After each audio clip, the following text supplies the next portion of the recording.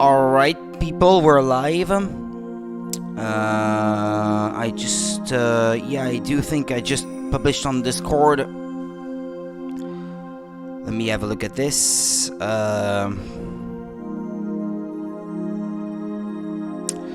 This is gonna be Phoenix Wright. His journey, Spirit of Justice for the Nintendo... no, not for the Nintendo 3DS. I'm playing the Android version, and this is gonna be part 2 of this blind playthrough. Excuse me just a second. Yep. No, I didn't publish this to Discord. Okay, hold on then. Just gonna very quickly... Oops. Publish this here. Okay, there we go. Alright, we're live. Let's do this thing then.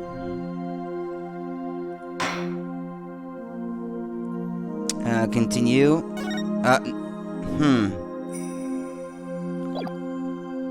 Episode select. Let's rewatch the little animated video at the start of the second episode.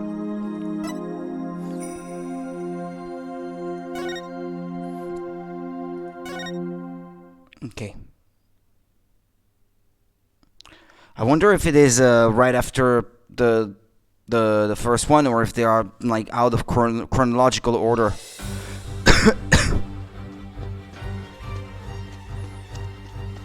Some kind of Alice in Wonderland spoof.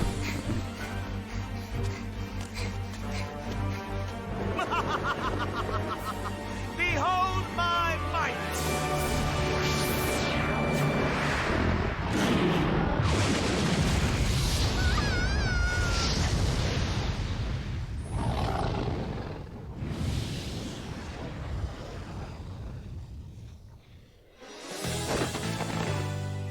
Shame on you, Mr. Rias!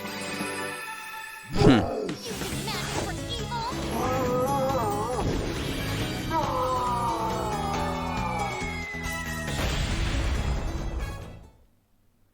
Okay. Well, that happened.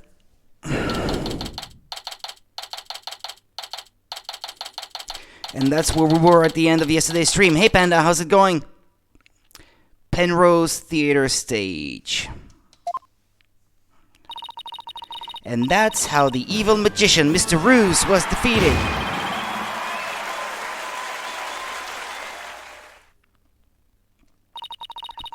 See you for Act 2, everybody. Yeah, Trucy. That's it, that's her name. I couldn't remember. Hey, RNG, how's it going? Brava, brava, Trucy. Wow, Apollo, wasn't that a great trick? You bet, I've never seen such a great magic act. Did you know they even featured Trucy's show on TV this morning? Penrose Theater, a well-known gateway to success for entertainers.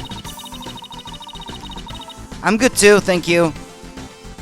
Bit tough getting back into the rhythm of sleeping at normal hours at the moment, but I'm okay. It's here at this famous theater that we'll finally get to see Trucy in Gramarye Land. Okay, Trucy writes Trucy in Gramarye Land. Okay. The long-awaited revival of the magic troupe Gramarye.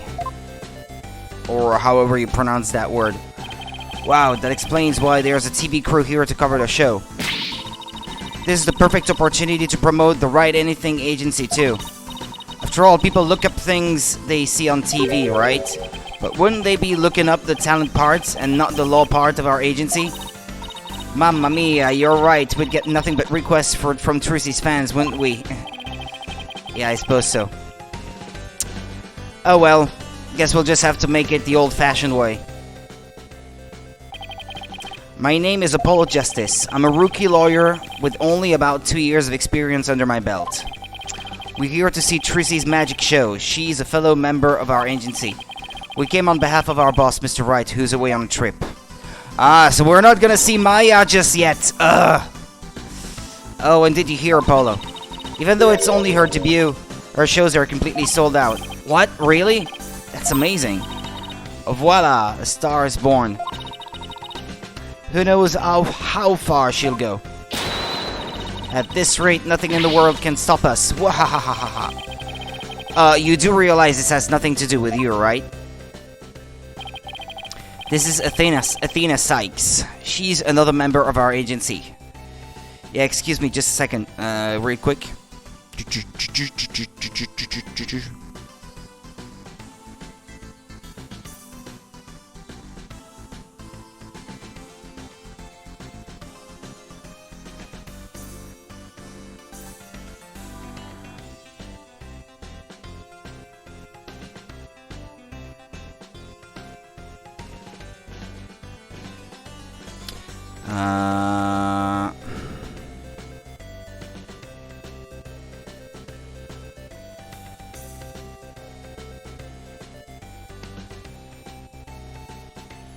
Okay. This is the Athena Sykes. Yeah, she's another member of our agency. She may not look it, but at just 19 years old, she's a lawyer as well. What do you mean she may not look it? Of course I look the part. Care to explain how exactly? Oh, come on, have a heart.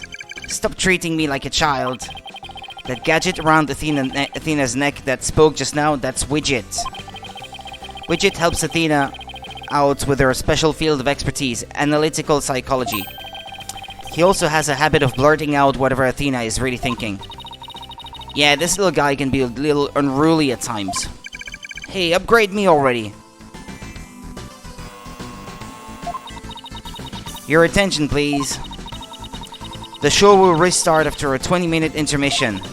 We ask that you please be back in your seats before the next act. Thank you. Hey, why don't we go say hi to Trucy in her dressing room during the break? Oh yes, let's go see the big star. I'm so nervous, what should I say to her? Whatever you usually say to her at the office every day.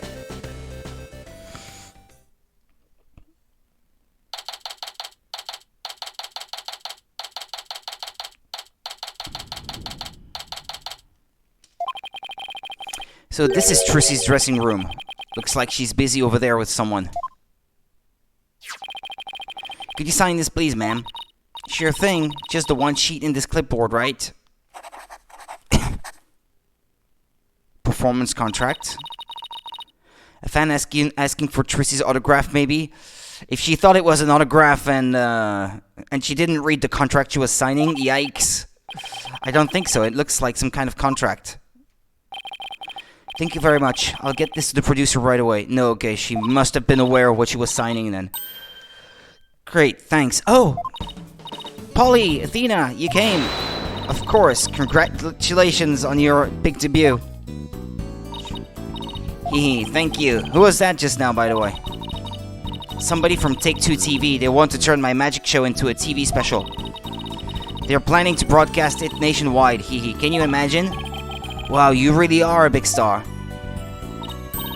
Hey, can I get your autograph later, Trucy? Sure, my signature is in high demand today. Would you like one too, Polly? Yeah, actually, I would. Oops, looks like I ran out of flyers, so I'd have to sign your forehead instead. Hey, knock it off. Look, just forget about the autograph. This is Trucy Wright. She's a magician and Mr. Wright's adopted daughter. She's becoming quite renowned in the magic world these days for her impressive skills. A lot of people get this wrong, but Apollo's actual job is being my magic assistant. No, you're the one who gets it wrong. Ooh, think you can do that trick you always do at the office for me, Trucy? Okay, behold the wondrous magic that can make anything disappear. 3, 2, 1, I am magic pants. Magic panties. My magic panties are an extra-dimensional galaxy. Yeah! So she says. Brava, Trucy, brava. Okay, but why do you always have to make my attorney's badge disappear? Well, that's because out of everyone at the Write Anything agency, you're the one I get the best reaction out of.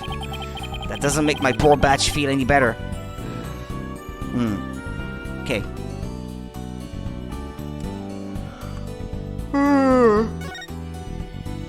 The show.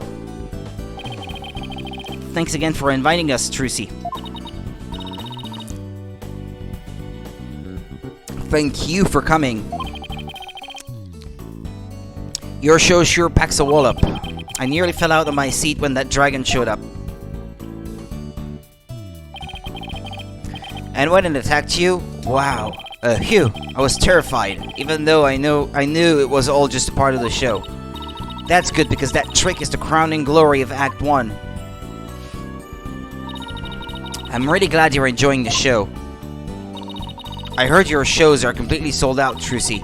They say your fans were all over the tickets the instant they became available. Like hungry wolves going after their prey. Sounds like you've made a loyal pack of followers for yourself already, Trucy. But you two are the only ones who got a special VIP invitation from me. Today's just a dress rehearsal for the performers. Staff, family, and friends. A general probe, huh? That's what they call it in Germany. Generalprobe? I don't know. I don't know how you would pronounce that, I suppose.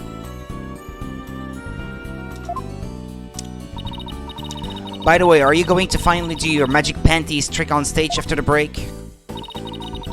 Sorry to disappoint anyone who came just to see my magic panties. Yeah, but my next trick is completely new. I'm debuting it today. Oh, a new trick, huh? Are you gonna chop Apollo up into little lawyer bits? Funny, I don't recall ever agreeing to anything like that. What's that? The great Mr. Ruse? 5,000 cents? How does that work? 50 bucks? While that does sound like a good idea, today's trick is a totally new Troupe Grammari original. The entire future of the troupe is riding on the success of this special new trick. How so? Special new trick. This show is really important to me. It isn't like any of the other shows I've done. As the rightful heir to the Troupe Grammari repertoire of magic, this show is my first chance to unveil the tricks I've inherited. Troupe Grammari, huh? Yeah, I have a poster of them hanging right over there.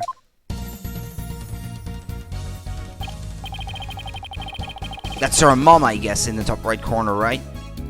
It feels like it's been ages since I've seen a picture of them. Troupe Grammari was a group of magicians who dominated the magic world in their day. Trucy is the sole heir to the troupe's entire repertoire of stage magic. Huh? Who's this guy in green and purple on the left here? Oh, that's the great Mr. Ruse, the other magician in today's show. He used to belong to Troupe Grammari too, a long time ago. And now he's back? Hey, so tell us more about this special magic you're going to reveal today. It's a secret Troupe Grammari trick. Left behind by my late granddaddy, Magnify Grammari. It's never been performed before, so this is the first time it'll be seen by the public. The grand unveiling, huh? No wonder she's been working so hard. Well, I'd better get going. Huh, where to? To practice my act, of course. The show's only a few days away. You're really pushing yourself. Didn't you practice until late last night too? Yep, because everything has got to be just right. Trucy inherited all of Troupe Grammari's magic tricks from her father when he died. And the troupe's entire legacy is now resting on her shoulders. No wonder she's feeling the pressure. Looks like everything's going well today, though. I mean, that last trick was perfect. Grace under pressure, that's me. After all, a true entertainer always keeps a smile on their face. That's the Troupe Grammari creed. It's hard to believe you've accomplished so much, even though you're still in high school. Hehe, but to tell you the truth, I'm actually pretty nervous. Who wouldn't be? Oh, I bet this would do the trick. You'll be fine, Trucy. If anybody can do it, you can. Polly, that was just the boost I needed. Thanks. Apollo's fine sure has a way of really hitting you right in the heart and in the ears. Enough bragging on my voice already. Trucy? Oh, hi, Bonnie. What's with the face? It's almost time for the second act. Oh, okay, thanks. Well, Apollo, Athena, enjoy the rest of the show. Break a leg, Trucy. Thanks, I will. I hope her new trick goes well. Hey, this is Trissy we're talking about. She'll be fine. Oh, I wouldn't be so sure. Huh? Performing magic is like walking a tightrope. There's always an element of danger. Excuse me, just a sec. Something I need to check. Ah, never mind. Okay. Okie dokie.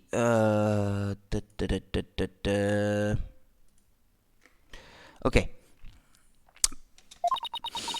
One little mistake can even cost you your life, you know. I wonder if she'll make it across today. And what do you mean by that exactly? Hee hee. Oh, nothing. Now, if you'll excuse me, she doesn't sound very friendly. She's gone. What was that all about? Judging by what she said, I'm going to guess she's probably a magician too. Come on, Apollo, we gotta get back to our seats now or we'll be late. Oh, hey, stop pulling! Okay, let's see. Guess it's time to move back to the stage. Move. Dressing room, stage.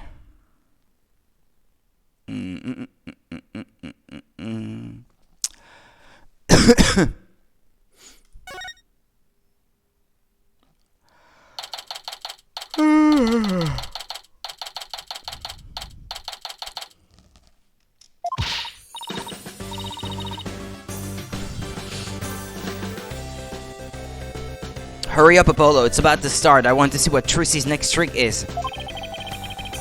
You're really wound up today, aren't you?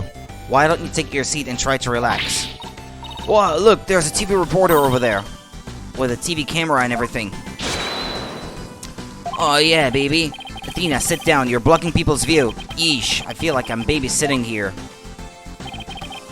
Hello everyone, I'm reporting from the beautiful Penrose Theater, where the public performance of Trissy in Grammary Land begins in just 2 short days. But today they very kindly agreed to give us a sneak preview.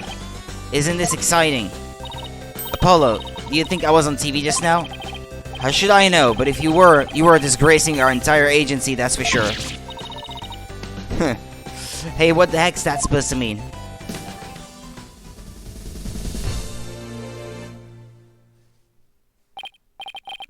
Oh, here it comes. Here it comes. Here it comes. Give up your dastardly ways! Nice legs. Huh? Over here. Ah!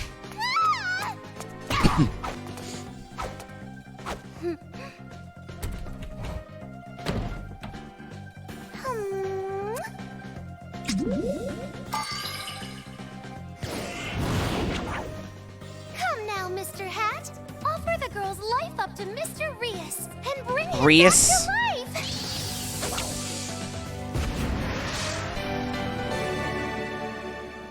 What? Just when and how did she make the switch? You won't be reviving anyone today.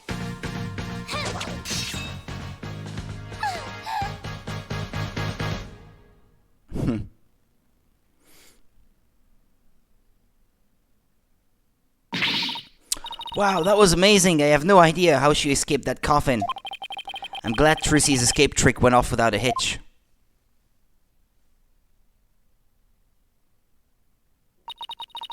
And when I opened the coffin, like this, inside you see... Mr. Rias? Dead? But how? I wonder what's going on. He's not getting up. Eek! Trissy!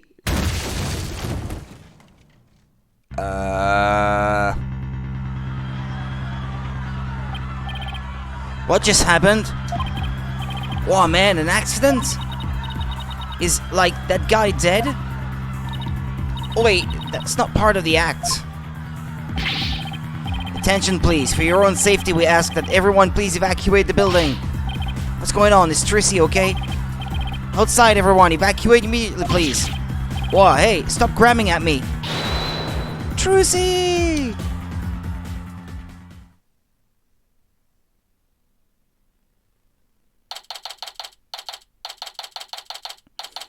April 27, Penrose Theater. They kicked us out. Hey, what gives? Will somebody please tell us what's going on? Poor Trucy, I hope she's okay. Hey, here comes that staff member from before. Your attention, please. We regret to inform you that today's show has been cancelled. What? But I was looking forward to the rest of it. We are very sorry, but the theater is on lockdown pending a police investigation. Excuse me, is it because of that accident? That man in the coffin, is he? Well, we're still trying to figure things out, sir. But I can tell you that Miss Wright is fine. She wasn't injured, so please don't worry. Thank goodness she's okay, but that other guy is not okay. Hey, you there. What the heck's going on? They wouldn't even let me in. Me, for crying out loud. Oh, Mr. Reetons. There was an accident during the show. An accident? Great. Just great. That's all I need right now. Do you have any idea how much money we're sinking into this program? And you are? The man behind the scenes, that's who. This is a fine kettle of fish, let me tell you. Spinning all this is gonna be a real pain in my posterior, believe you me. Spinning, as in covering it up? Look, I gotta get inside. Seriously, can't a guy catch a break around here? Well, there he goes. Why don't we go back to the office for now? I'm sure Tracy will call us once things have settled down. Yeah, I guess you're right. Can I examine the place? With little birdies. Trucy Wright, age 17. Athena Sykes, age 19. Phoenix Wright, age 35. Bonnie, age unknown. Mr. Reetons, age unknown. A man somehow connected to the magic show. He showed up at the theater after the incident took place.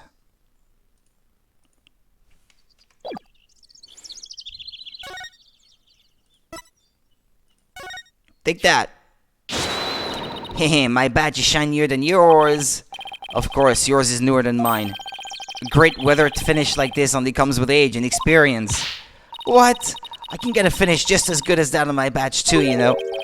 Getting it dirty on purpose doesn't count, Athena. Pardon? Ha ha ha. What makes you think I'd ever do anything like that?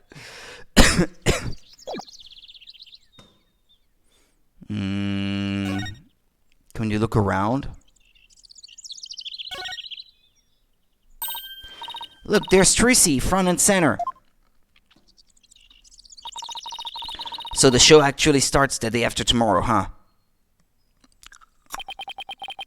I don't know if you've noticed, but you see that man in front of the poster? He's been standing there a long time looking at it.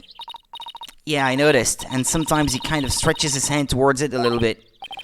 Oh, I bet he's one of Trucy's fans. Yeah, well, a creepy fan, I guess. You think he's gonna try to make off with it? Who knows? Oh, look, I guess we don't have to worry. Every time the man reaches for it, the dog growls and pulls at his pant leg. Yeah, it kind of begs the question, who's the master and who's the pet? Can you talk to him? No.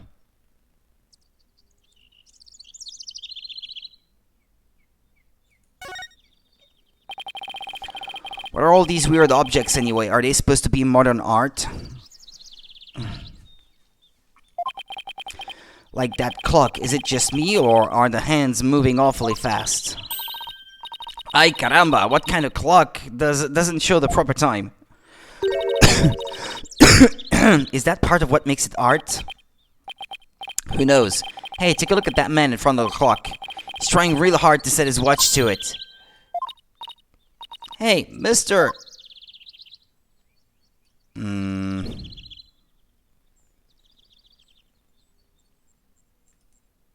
That's a weird looking building. What an odd building. The name Penrose Theater comes from the Penrose Triangle, an impossible object. It's called an impossible object because it only exists as an optical illusion. An optical illusion? Just like how that cube on the front of the building isn't really a cube at all. So I was examining the building and it was describing the thing on the right. That's a bit confusing. It isn't? It sure looks like a cube to me. It's just the way it's shaded. The dark and light parts make it look like it's jutting outward towards us, but it really isn't. Huh? It isn't? Come on. Let's take a look at it from over there. Okay. Okay. What? You're right. That's so weird. Now, do you get it? I think so. It's kind of hard to tell. Well,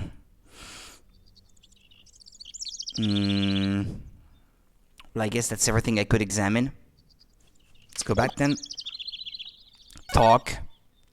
Any ideas? So, Athena, any ideas?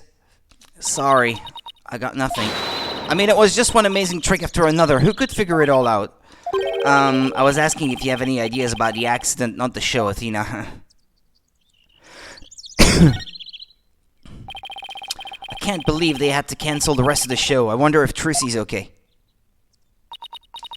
Yeah, poor thing. After all our hard work, too. I sure wish Mr. Wright was here right now. Well, I guess we'd better head back to the office. There's nothing we can do here.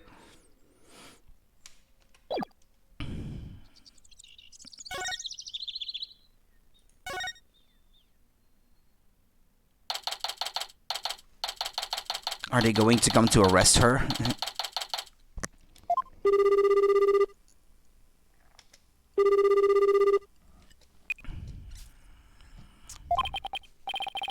It's no use, I can't get a hold of Mr. Wright. That might be just at the time when he is going through the trial in the first case.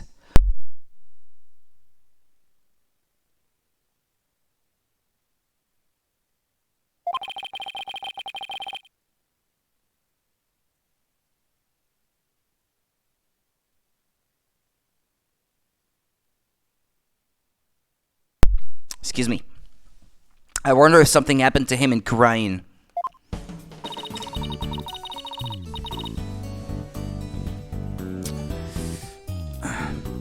Maybe he got caught up in some kind of trouble again, as always. Yeah, trouble's drawn to him like iron fillings to a magnet. Hey, Apollo, speaking of Korean, they're showing something about it on TV right now. There has been some surprising news coming out of the Kingdom of Korean.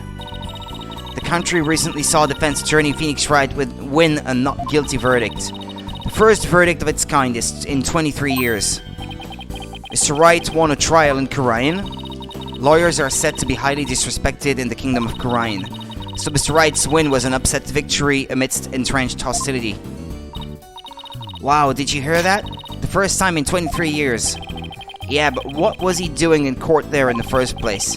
I thought he just went for a visit. So he was in some kind of trouble, just like we thought. Next, an update on the unfortunate accident that occurred at the Penrose Theater. Hey, now they're talking about the accident at Trucy's show. Famed magician the great Mr. Rias was skewered with a sword and died on the spot. Oh no, so he really is dead? And now here is the footage of that deadly moment.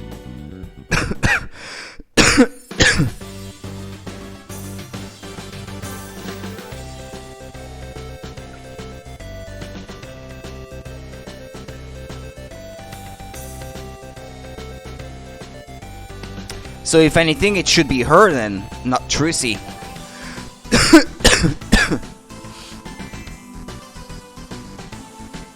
Hey, there was a shadow there in the background. No? I thought I saw something.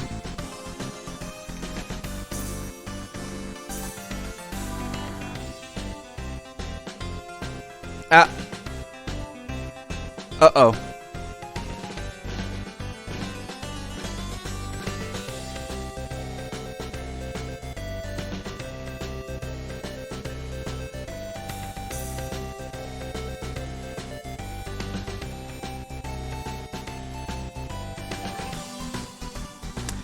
I gotta say the motion capture is really good.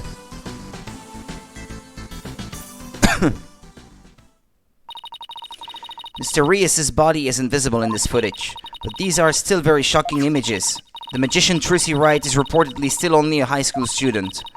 Could it be that this unfortunate accident happened due to a lack of proper training? Did the young magician have enough experience, preparation, and knowledge? Some might say that Troop Grammari should be held accountable for this incident. Hey, what kind of biased reporting is this? Yeah, they're making it sound like it's all Trucy's fault. Oh, we've just received more breaking news. Oh my. The young magician in question, Trucy Wright, is now under arrest on the charge of involuntary manslaughter. We will keep you updated as this unfortunate tale unfolds. Stay tuned. Trucy's under arrest? She can't be! Apollo, we've got to do something. Yeah, let's get down to the detention center right away.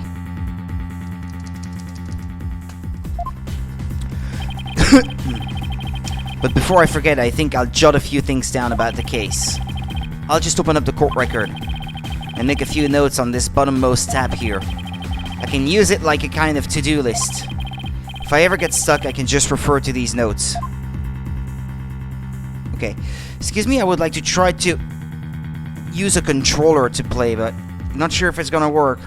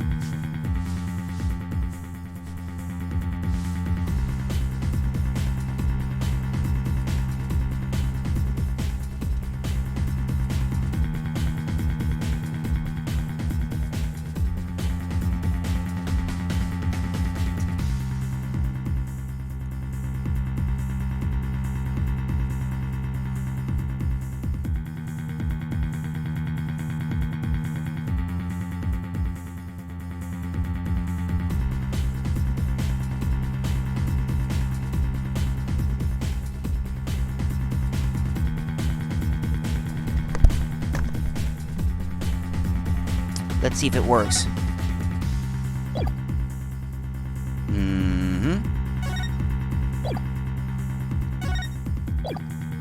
Okay.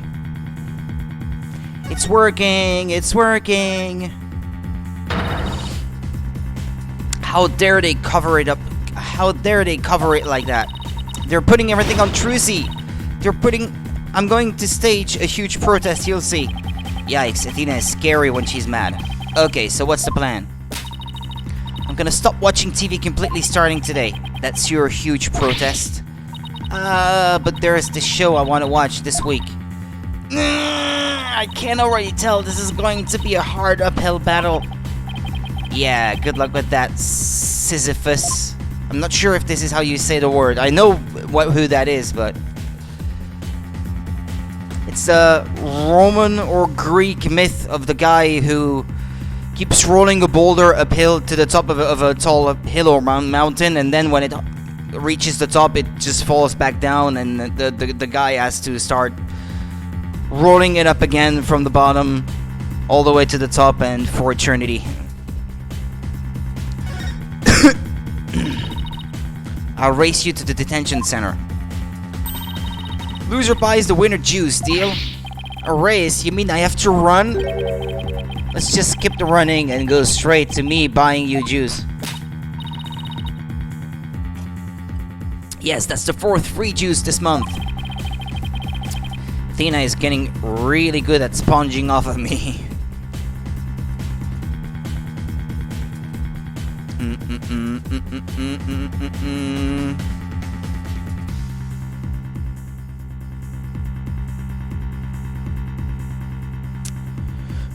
Excuse me.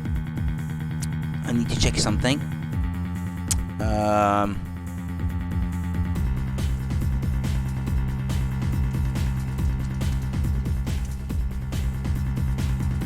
Okay.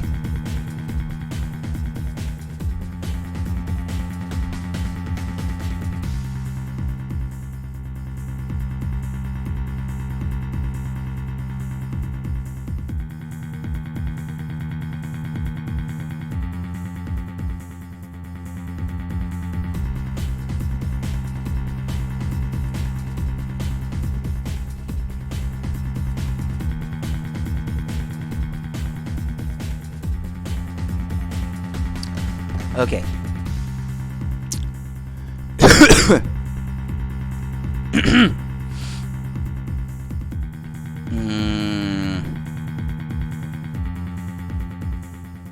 Okay.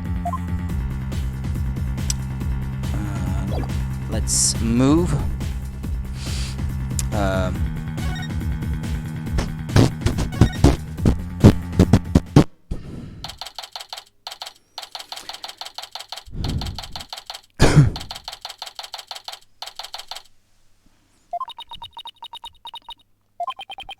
Poor Trucy.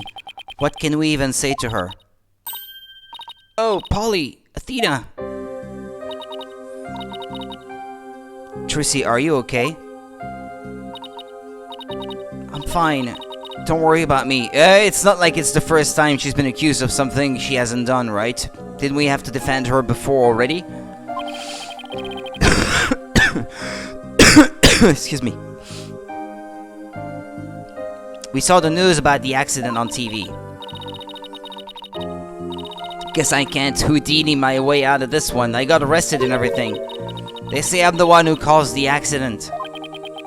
But that's not true, right? To be honest, I don't really know. I mean, I have no idea how an accident like that could have happened. The trick went off without a hitch, I'm sure of that much. Still, the police just won't listen to me. They've already decided that it was all my fault. I'm exhausted after all their questions. Looks like she's been able to hang in there at least. Yeah, she really is one tough cookie. I know you're tired, but can you tell us a little bit about the accident? Yes, of course, go ahead and ask me anything. I'll be fine.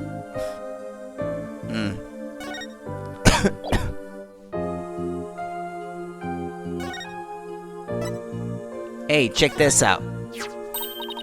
Oh, your attorney's badge. Does this mean you want me to? Not even you can make it disappear through this glass. 3, 2, 1, ta-da! Huh? It's gone! Wow, how did you do that? And how are you going to make it reappear? Oh, guard, I'm ready to go now. Wait, what about the rest of the trick? Let's examine. Wait a second.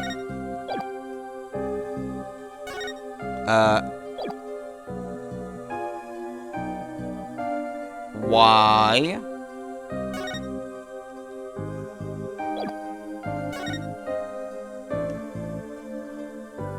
Wait, what? Okay. The option down at the bottom does the same thing as the last of those you have used here. Okay.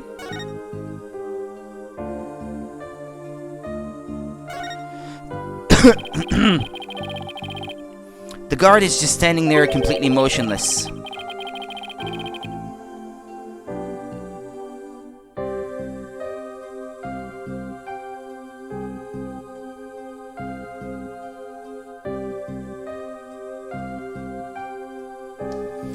And Athena keeps making faces at him, trying to make him crack at least a smile. Oh, I think I made him smirk a little. Come on, leave the poor guy alone, Athena.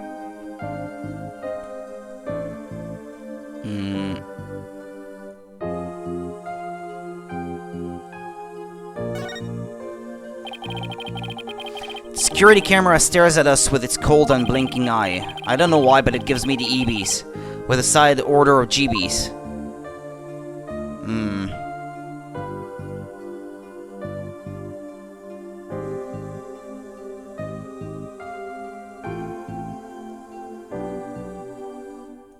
Microphone? It's a microphone for speaking with people on the other side of the glass. Glass. Athena is trying to stump the guard with trivia questions. Oh, this guy's good. He answers in the blink of an eye without batting an eyelash. Is he that bored? Okay.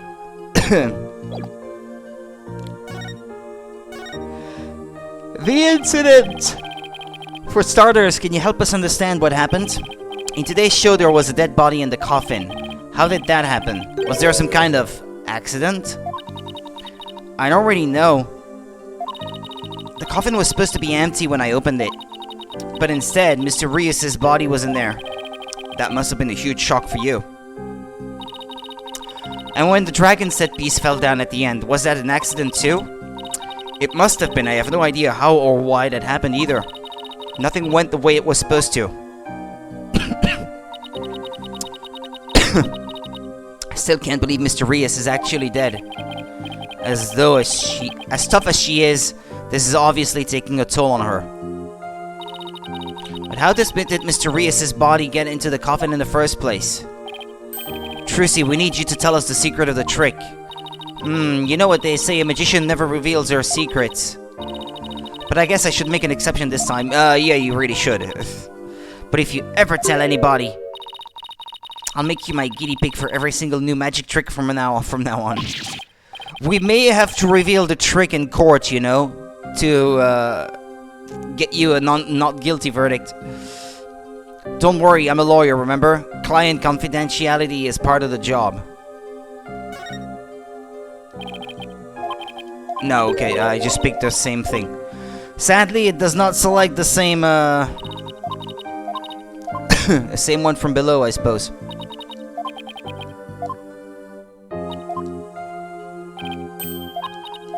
Oh yeah, I need to skip through the entire line of dialogue now. Oh, hi there, Morgan. How's it going? Still doing good? So let's call this trick Trucy's Great Escape. How did you get out of the coffin?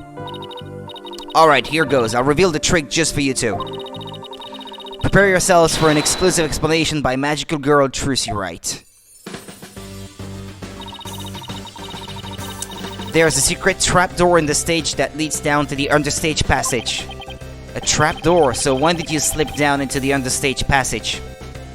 Still doing okay? Awesome. The game's good so far. I'm liking it.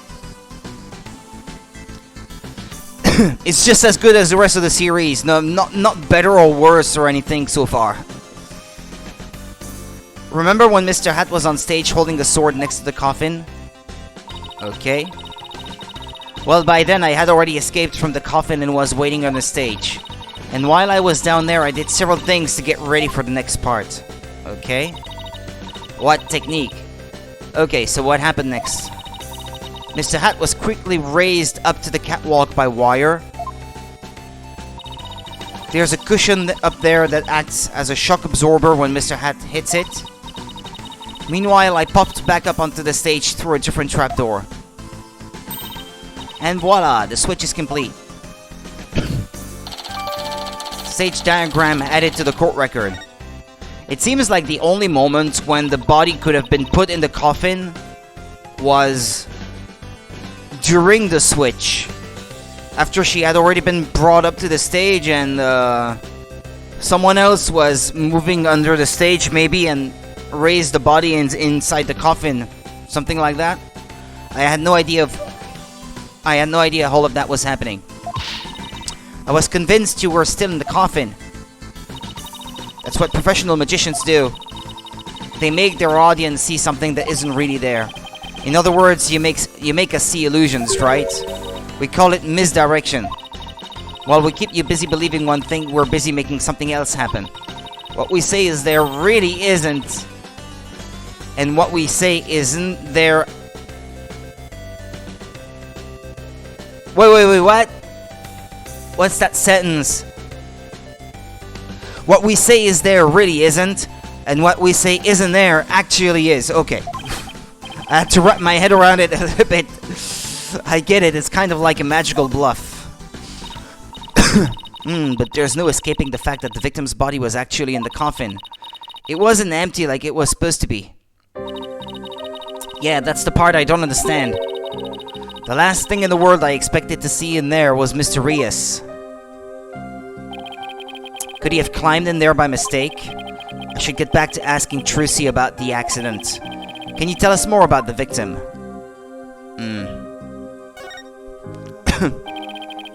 Who exactly is this Mr. Rios? You said he used to belong to Troop Gramari, right? Wait, you don't know who the great Mysterious is, Apollo? He's super famous. He's all people talk about on TV. Really? I just assumed he was one of Trucy's assistants. Wait to diss the dead, Apollo. So how did the two of you come to perform together, Trucy? Well, like I said, he used to be a member of Troupe Grammari. He was a protege of my granddaddy, Magnified Grammari. So the TV station arranged for us to perform together this time because of that connection. Did he continue performing as a magician after he left Troupe Grammari? No, he got injured while practicing for a show about 13 years ago. That's why he left the troupe. After that, he took a break from magic for a while. I'm pretty sure it's a recent thing, him getting famous again. I only started seeing him on TV again maybe last year. I had nothing but respect for Mr. Rias as a magician. I can't tell you how sad I am this happens. I can't imagine how traumatic it must be to have someone die during your big show. Oh, but hey, don't worry, I'm fine. I have to stay strong for my fans. For your OnlyFans? My bracelet is reacting. People tend to unconsciously tense up when they're trying to hide something. And when I pick up on their distress, the bracelet around my wrist starts to feel tight. So I guess this means that Trucy is trying to hide something from me. That she's scared?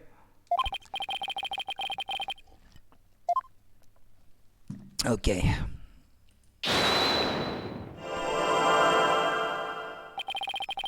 I can see things others can't. The slightest twitch, gesture, or change in expression. Yes, I can see it all when I'm concentrating intensely with this. Like this. And when people are feeling tense, they sometimes reveal a certain habit or little tick.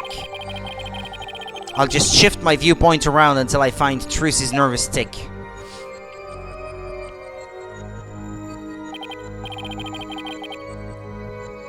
It's her eyes. Now to listen carefully to every word and see what she gets shifty-eyed over. Then I'll perceive whatever she seems nervous about. It's when she says I'm fine. She isn't really fine. Gotcha! Come on, Trucy, you should know by now that you can't hide anything from me. Don't tell me that your bracelet reacted. Yup. And here I thought my smile was going to do the trick. Heh. Looks like I broke the first rule of being a magician. A true entertainer always keeps a smile on their face, right? I remember hearing you say that before. That's right, it's a Grammari motto that Daddy used to say before he passed away. I'll never forget it. It's one of the few precious memories I have of him. But you can't keep everything inside, Trucy. You'll burst. Why don't you tell me what's bothering you? This is not a DLC, no. It's, at least as far as I know, it's part of the main game, unless it is. I don't know. Now you're making me wonder. The previous Android version of a 3DS game, Dual Destinies, had a chapter that was DLC on 3DS be part of the main game. So maybe this is the same here too? I don't know.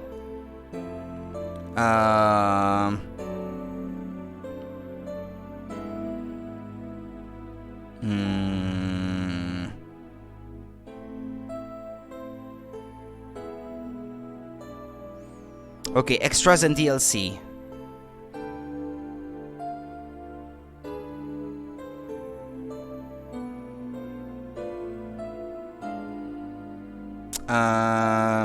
No.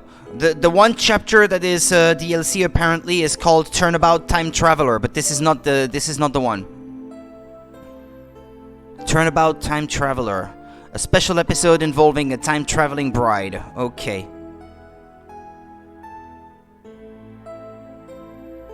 Oh, and then there are 2 short stories that were bundled with a Nintendo 3DS theme. Okay, never mind. This character, Trucy Wright, was in Apollo Justice before. Apollo Justice Ace Attorney. She is Phoenix Wright's adoptive daughter, so to speak. And then Apollo Justice is part of Phoenix Wright's agency, starting from, I think it's the episode before this one. The game before this one, sorry. Why don't you tell me what's bothering you? I can't. If I did, you wouldn't believe in me anymore. That's not true. As an entertainer, you believe in always keeping a smile on your face. And as a lawyer, I have a belief that that's important to me as well. You have to present your badge. Take that! Your attorney's badge? I swore on this badge that I would always believe in my client to the bitter end. That's the cornerstone of being a good lawyer. Mr. Wright taught me as much. So no matter what you tell me, I'm going to keep on believing in you, Trucy. All I ask is for you to have a little faith in me, too. Alright, thanks, Polly. Polly. Aw, she looks sad. The truth!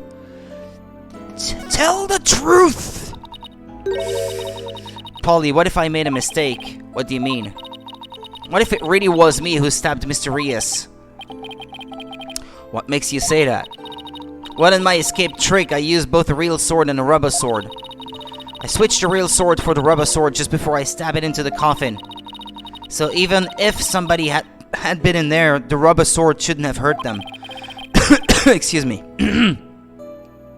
But Mr. Reyes was found dead in the coffin. I know, it just doesn't make any sense. I know I swapped the swords. You're absolutely sure? Positive, I practiced that trick hundreds of times with no mistakes. I remember very clearly swapping the swords this time too. But could I have made a mistake this time? Could she really have? Well, I'd better get going. Huh? Where to? To practice my act, of course. The show is only a few days away. You're really pushing yourself. Didn't you practice until late last night, too? Yup, because everything's gotta be just right. Maybe I really did kill Mr. Reyes. Trucy. The worst possible mistake I could make. Such a horrific accident, right in the middle of my show. And yet all I can think about is... Now that this has happened, Troupe Grammarly will get its performance rights pulled. There will never be another show. Everything my family worked so hard for will be gone forever. And poor Mr. Reyes had this whole life and a great career ahead of him. I ruined everything. I destroyed it all. I took it all away.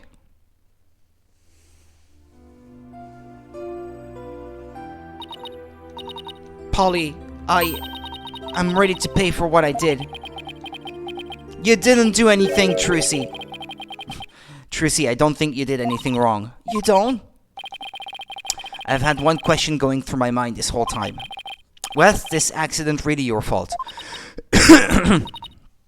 What do you mean?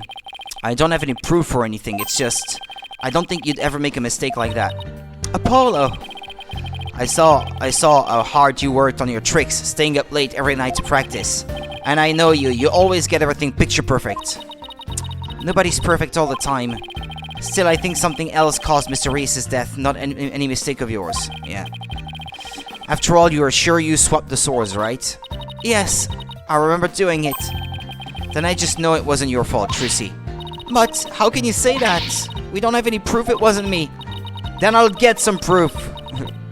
I mean, I know you're a great lawyer, Polly, but I believe in you, Trucy. And I believe in your skill as a professional magician.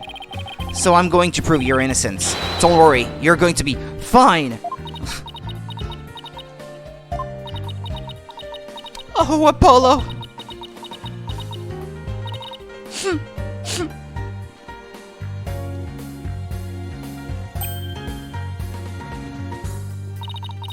Thank you, Apollo! Thank you for believing in me! I'm going to believe in you too! Good. I'm sorry, I need a tissue. I've never seen Trucy cry like this before. She always seems so strong. But maybe sometimes she's just putting on a brave face. She's still just a kid after all. Well, a kid that's almost grown up. So I have to ask to make it official, but will you let me defend you? Yes! I'm counting on you. I don't want to have to cancel the show on its opening day. Right, she seems fine now. Trucy, let's win this trial together! Unlike some people.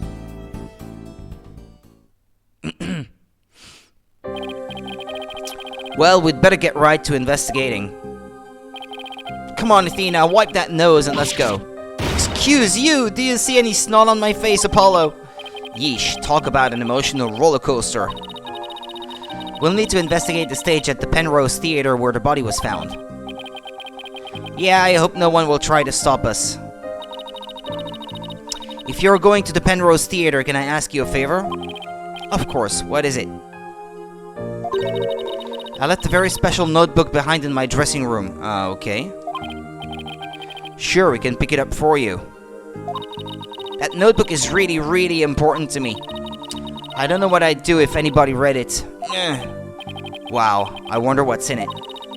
The notebook is in my blue handbag on the table. It's big and black, you can't miss it. Thanks in advance. And with that, I gotta go. It seems they've got more questions for me. Alright, see you later, Trucy. So, should we investigate the stage first or go get the notebook?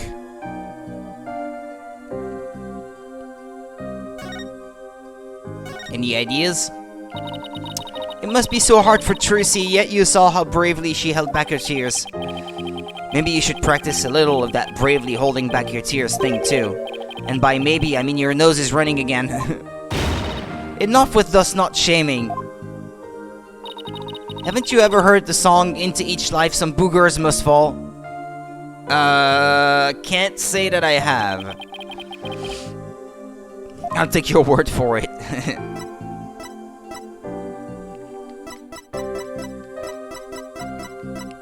What's that do?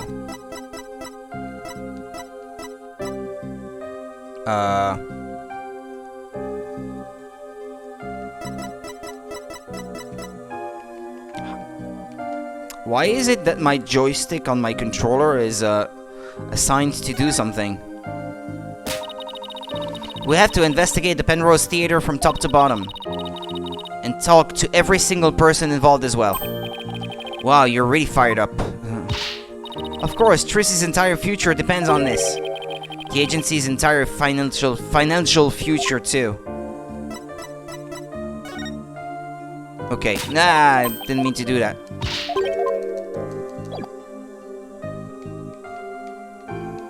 Okay, that doesn't do anything here. That's weird. I don't get it, but okay.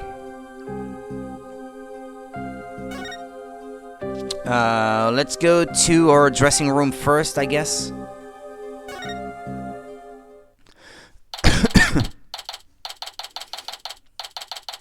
April 27th, Penrose Theater, dressing room.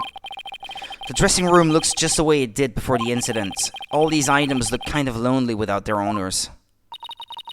We have to find Trucy's notebook for her. Let's see, she said it would be in her blue handbag on the table, right? We should see what else we can check out while we're here. Rabbits!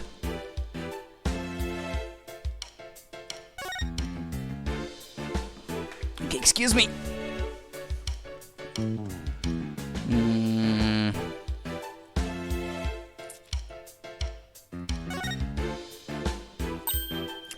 Oh, look at the adorable little bunnies. Rabbits, huh? I used to have a pet rabbit. Really? You? Haha, you sure don't look the type. What do you mean? What's wrong with me having a pet rabbit? Aren't people who have rabbits as pets usually the quiet, sensitive type? Well, pardon me for being so loud and insensitive.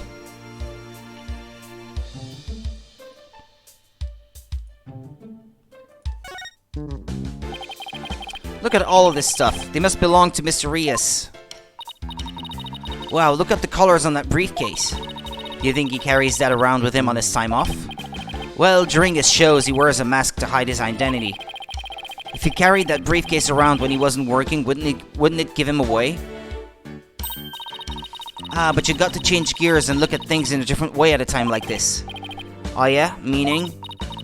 Well, what if Mr. Rias wore his full costume all the time, even when he wasn't working? Then that briefcase wouldn't have given him away one bit. Okay. I'm getting pretty good at this. turn your thinking around stuff, huh? She's like a little kid who's learned a new trick and couldn't wait to try it out.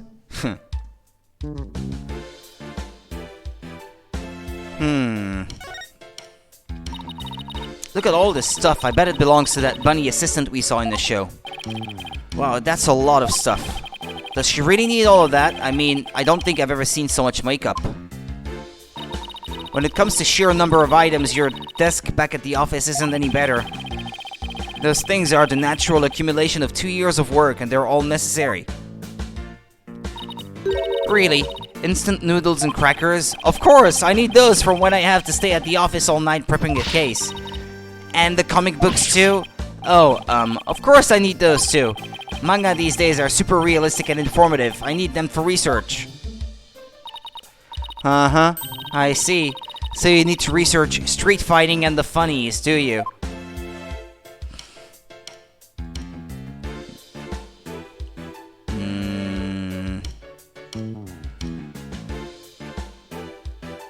Well, I know it's the blue handbag I have to look at, but I'd like to check out the rest as well. Look at all these costumes. I bet they're all Trucy's. Oh, could you tell by the scent? Are you like some kind of bloodhound or something? I'm her assistant, not her pet.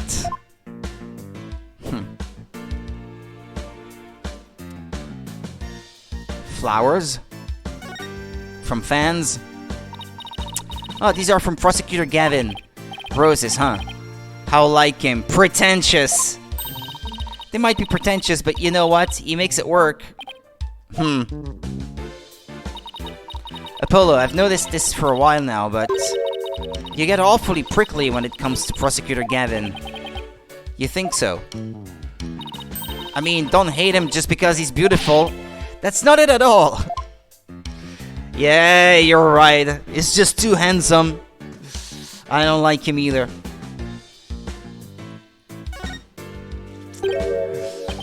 Aren't these Ninetales flowers? You know, those flowers that only grow in Ninetales Vale? Oh my goodness, you're right. There's a card here and a letter to go with it. The card says, "Good luck, Trucy. From Damien and Jinxie Tenma." Mayor Tenma and Jinxie, huh? What does the letter say? What game were they from?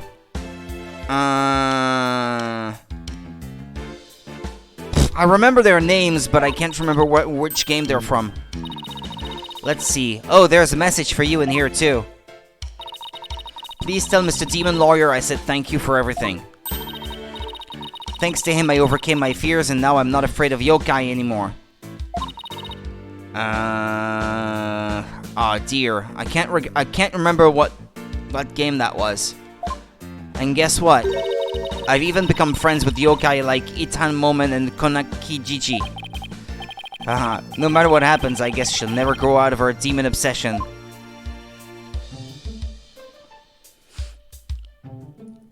Birdie, birdie. It's a dove. Trucy must use it in one of her tricks. Yeah, there's another birdcage next to it. I wonder what's in that one. Cuckoo Kachu. What in the world was that? I guess we'll never know. It's a poster. Trucy put some posters up, I see. Oh, here's one of Trubgamari. Trubgamari, Magical Menagerie, huh? Looks like a bunch of folks dressed in outfits a bit too gaudy for their age, if you ask me. But isn't that pretty much how all the best magicians dress? Was Trubgamari really such a big deal back in the day? Yeah, the one in the bottom left corner, I seem to recall him from Apollo Justice. I guess it's her mom in the top right corner. And the one in the bottom right, he looks like the guy we saw outside before, but... Mr. What's his name again?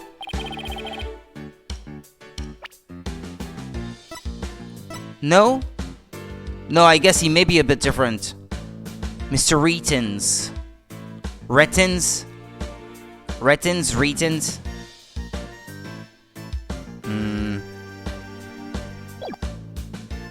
Nah, he's not the same dude. Okay, never mind. My mistake. Like making a building disappear or escaping a safe drop from a helicopter. Wow, I was in Europe at the time, so I had no idea. But even if you know about them, then they must have been really, really famous. I used to see them a lot on TV. I think it was back when I was in junior high. The one in black was the original leader of Troop Mary, Triss's grandfather. His name was Magnified Grammary. The one in pink with the mustache, that's Zach Grammary. Ah, okay. Triss's late biological father. Ah, okay. Oh, and look, there's Mr. Reyes. So this poster is from back when he was a member of Troop Mary, huh? Trissy said he left the troop after he was injured during a show or something, right? 13-year-old poster added to the court record.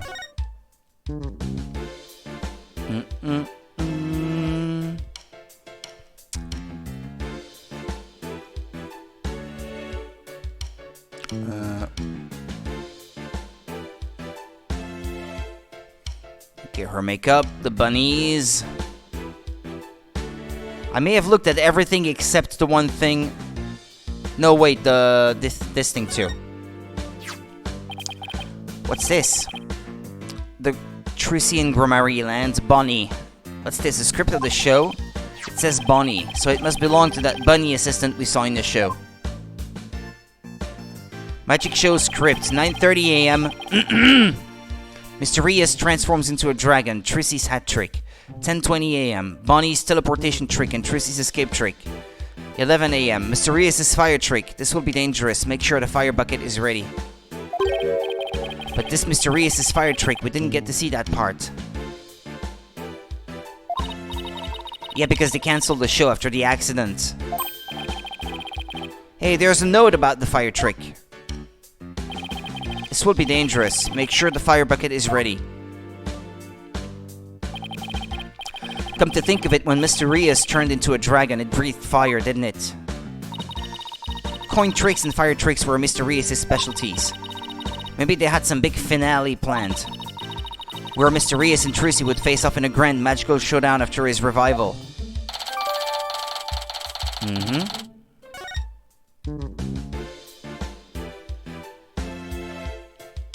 Okay. Then the blue bag. Oh, here's that handbag Trissy was talking about. I feel a little funny about digging around in a girl's purse. Not good. I guess it's okay to open it, after all she did ask us to. But not you, Apollo, let me do it. Let's see, Nope, not this. What's this? Oh, wow, she has... Oh, Trissy, you are bad. What? What is it? What is it? I want to see too. That's funny. She said it was a black notebook, right? But there's nothing like that in here. Maybe Trissy was wrong about where she left it. Let's keep looking around for it. A blue notebook? Well, that looks like a blue notebook. I've looked everywhere now, though. It's simply not here. Maybe in the agency? I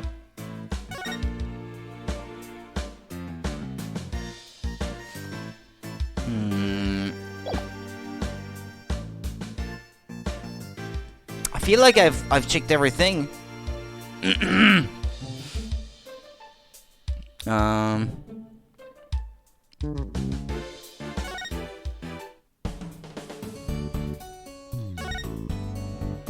No, examine the place.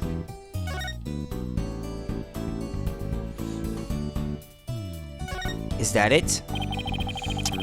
With everyone's personal items littering the office, this place is as messy as ever. Yeah, take this loud jacket of yours, for example. It's been sitting here forever. Loud? What do you mean loud? I love that jacket. Oh yeah? Why don't you ever wear it then? Well, the last time I wore that jacket... Oh, Polly, I'm so happy for you. You finally decided to take the plunge. Now you're ready for your stand-up comedy debut. You, Daddy, and Athena should form a group. I can see it now. Primary color punchlines. Let's just say that jacket brings back painful memories.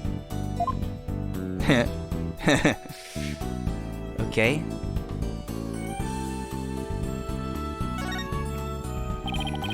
Mr. Wright sure has a lot of law books and old case files. It sure looks that way, doesn't it? But take a closer look. Most of those books and files have to do with magic. Oh wow, you're right. They're just hidden behind law book covers. Little by little, Trissy is taking over the whole office with her magic equipment. I hate to admit it, but recently, I sometimes feel like I'm going to forget I'm even the lawyer when I'm here. It sounds like Trissy's magic is starting to take over your brain, too.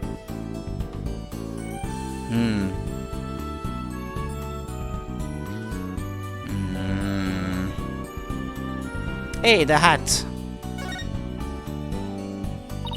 I've always thought these shelves were a little awkward and hard to use. Yeah, the shape doesn't really lend itself well to the concept of shelves. I mean, there's a hole in the top part and everything. Did you ever notice that every now and then things disappear when you put them inside? It's like the shelves remember that they used to be a magic prop or something. Not the most useful piece of furniture in the world, to say the least.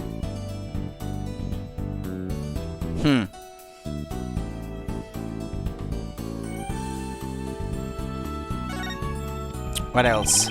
It's yet another magic prop. Oh, a hoop! I'm really good at that. How about you? Nope, I just don't seem to have the knack for it. I figured as much. After all, you're not really in tune with your body. You do realize this hoop is used for the levitating woman trick, right? What? It's not for hula dancing? And since you're really good at that... No, what I meant was... I think I'll recommend you to Trissy for the assistant role then. You can take over for me. What did I hula myself into?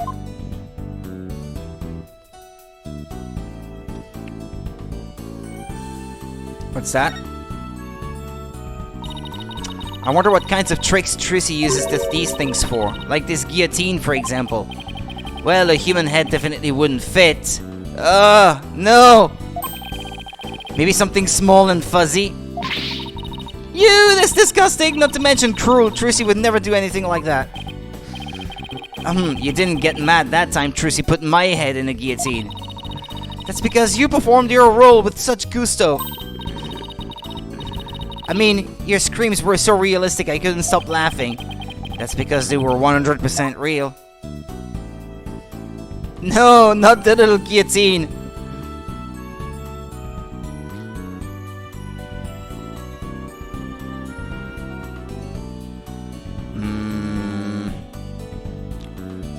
That seems to be everything. That doesn't seem to be the place I have to look.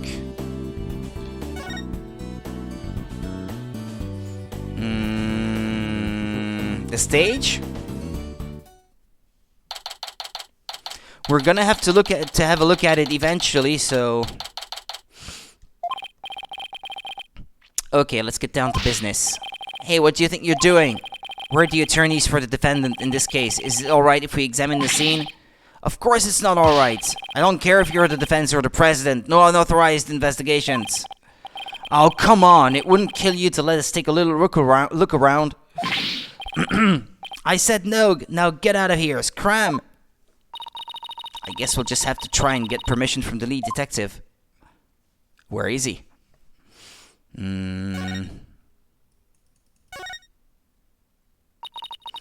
If we're really quiet and sneaky, maybe we can... Hey, you kids! Don't touch the crime scene! But we're the defendant's lawyers. Big deal. You think that buys you some kind of special privilege or something? If you try and touch anything again, I'm gonna arrest you. What if we give you a super discount coupon for when you need legal representation? I said no! He's actually thought about it for a second there. I guess we'll have to find the lead detective and get permission after all.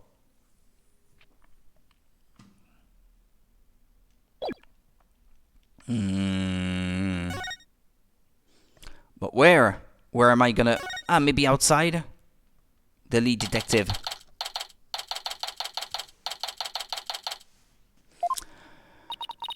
The person you are trying to call is not available. After the tone, please I've tried calling Mr. Wright 100 times, but he never picks up. We've left him some voicemails, but so he'll probably call once he gets them. Your daughter is accused of murder. Get back here. He's going to flip out when he hears what happened to Trucy. Hey, this is the place. The theater where that magical murder happened. Magical murder? Oh yeah, I wonder if they brought the dead body out yet. I hear they already arrested the murderer. They say it's a young girl. Yeah, high school student. Can you believe it? Kids these days. What's with all the curious bystanders? They sure are kicking up a fuss.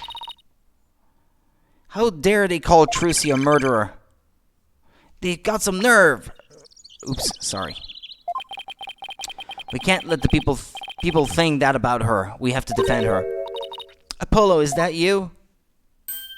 Hey, look who it is! Emma? It's sure been a while. How have you been? Oh, can't complain. I haven't seen you in ages. Emma is not usually in the best of moods, so I never quite know what to do or say around her. Well, we have some business to take care of, so I guess we'd better get going. Hey, wait a minute! What? Was it something I said? You're darn right it's something you said. What's with you brushing me off like that? We've got heaps to catch up on. After all we've been through, you're not still mad at me about something, are you? Sorry, I didn't mean to upset you. Who's this, Apollo? Hey, don't be jealous. A distant cousin or something? No, Emma is a detective I've had the pleasure of working with before. Hello, I'm Emma Sky, forensic investigator. What? So you're finally a full-fledged forensic investigator? Yeah, I finally achieved my lifelong dream. Look, I even have an official forensic investigator armband and everything. That's great, Emma. I bet the exam was really hard, huh? Oh, it was a cinch. Really? Because I thought you said something about failing it over and over. Well, never mind that. The important thing is I'm not a plain old detective anymore. So no more boring old investigations for me. I'm so happy I could hug the whole world. Coming from you, that's really something. Criminals beware.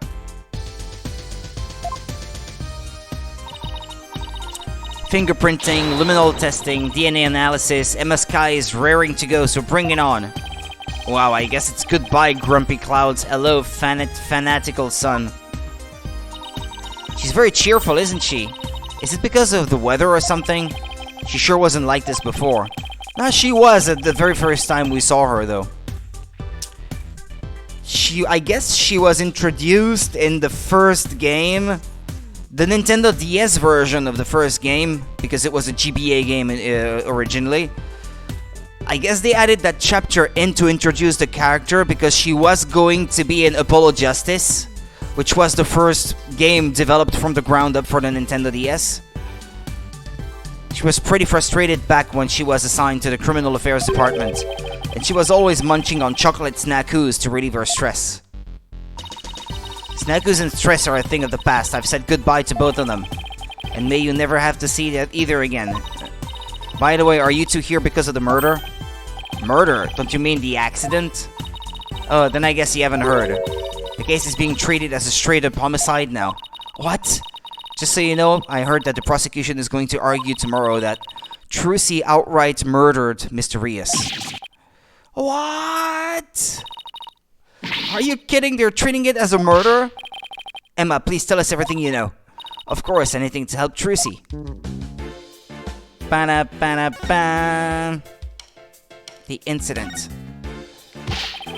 Why is the case being treated as a homicide now and not involuntary manslaughter? Well, apparently, there's something that proves it was a straight-up homicide. Well, that's vague. Do you know any of the details? No, I'm afraid that's all I was told. Really, how come? Maybe because she is close to the accused. Because the lead prosecutor is kind of a hard guy to read. Though maybe it's just a culture gap thing. Anyway, he's not one to really share his thoughts. Wait, what do you mean by culture gap? I mean that he's a foreigner, so his way of going about things is different. So who exactly am I up against tomorrow? I'm curious. Is it someone we know?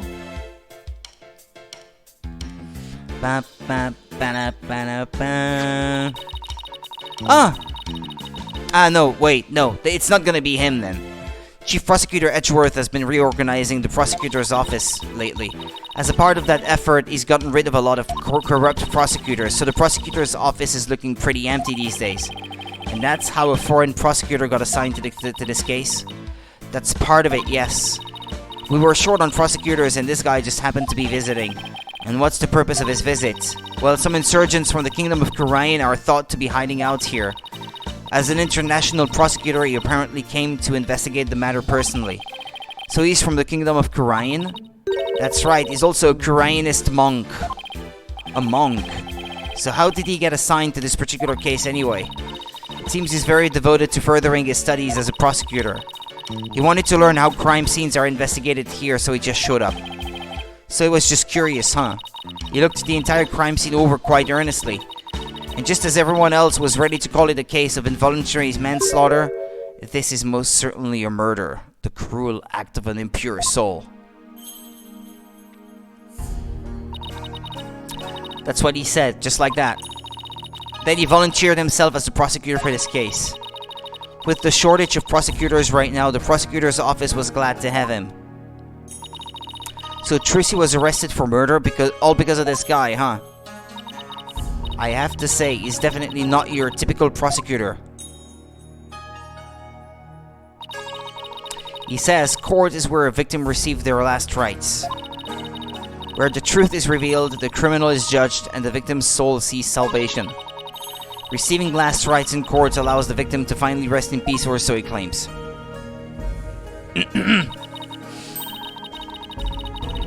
So to him, a trial is like performing funeral rites for the victim, huh? That's certainly a unique way of looking at it. His name is Nayuta Sadmadi. Is that a play on words again? Is that a pun that I'm not getting?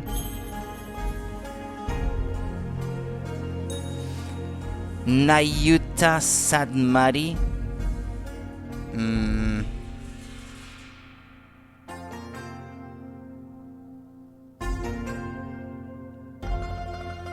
I don't know. Usually there's a pun, but here I'm not getting it. What? Nayuta Sadmari? That's right.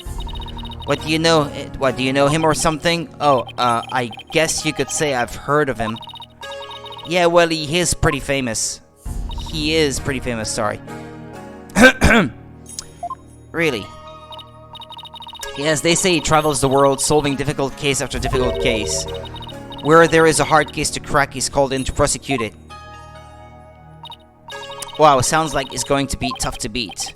I can't believe this. I have to stand in court against him? Is that someone we know? He seems like a very kind and gentle person, though. He's very polite and understanding to everyone he talks to. Huh, so he's a pretty agreeable guy, then. Agreeable.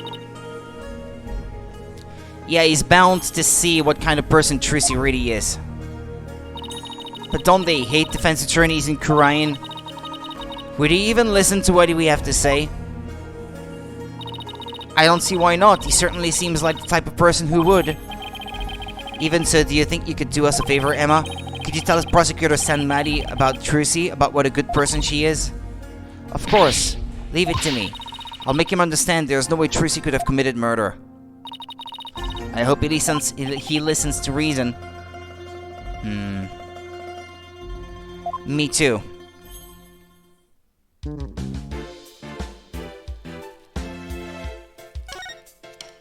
What about you? Congrats on finally becoming the forensic investigator you always wanted to be. Thanks, I failed that exam so many times, but I finally did it. I can finally use my forensics kit openly whenever I want. Oh yeah, you used to have to stealth use a kit you sent... Wait, what? You use a kit you sent away for. Okay. Oh, I still use that one too. But now it's more of a hobby kit. It's important to have hobbies too, you know? So basically, nothing's changed. Are you kidding? I don't have to worry about getting in trouble for taking fingerprints for fun now. It's positively life-changing. I can take all the prints I want. Are you sure you're allowed to do that? Sure, I'm sure. I've been collecting all the prints I've taken into a personal database. Now, hold out your hands. I need to get your prints too. Just promise me you won't use them for evil.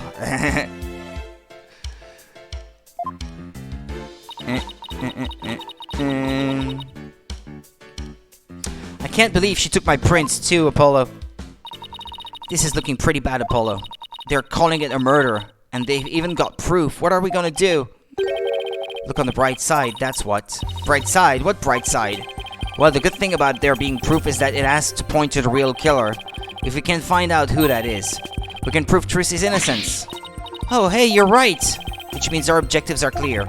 We have to find two things. Proof of Trussy's innocence, and evidence of the true culprit's identity. You know what, Apollo? You're starting to give me a glimmer of hope. And that means there's only one thing to do. Emma, would it be alright if we investigate the scene? If I said no, you'd just do it behind my back anyway, right? Would I do something like that? Guess the jig is up. Oh, alright, but I'd better come along. Who knows what sorts of mischief you'd get up to if I'm not there to keep an eye on you. Mischief? Sounds like Emma trusts you about as far as she can throw you, Apollo. He has been known to move things around the scene of a crime, you know. And what about you? You used to do all kinds of forensic tests on things without permission. There's nothing wrong with that. After all, forensics is always on the side of justice. How is that even remotely fair?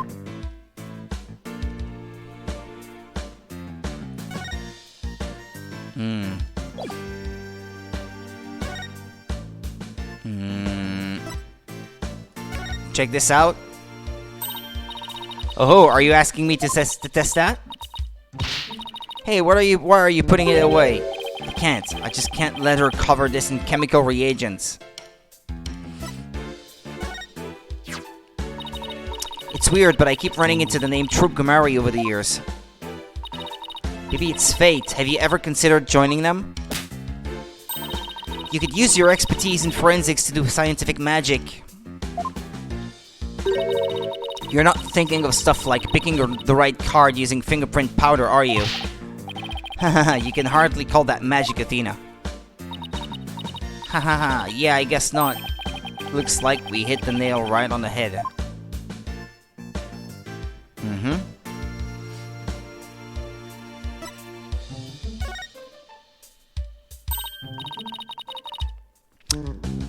Oh, are you asking me to test that? Hey, why are you putting it away? Okay, that's your generic answer. It's been 2 years since we first met. But you're still just a newbie to me. Hey, that's not fair. I'm not even the newest lawyer in our office anymore. Yep, that's Apollo and me, just two newbies working our way up.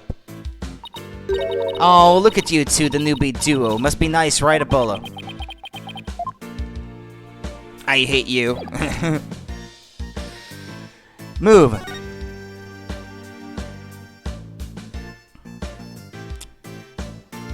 Should we check the dressing room again? We never found the blue notebook after all. Unless she meant the one that says Bonnie on it.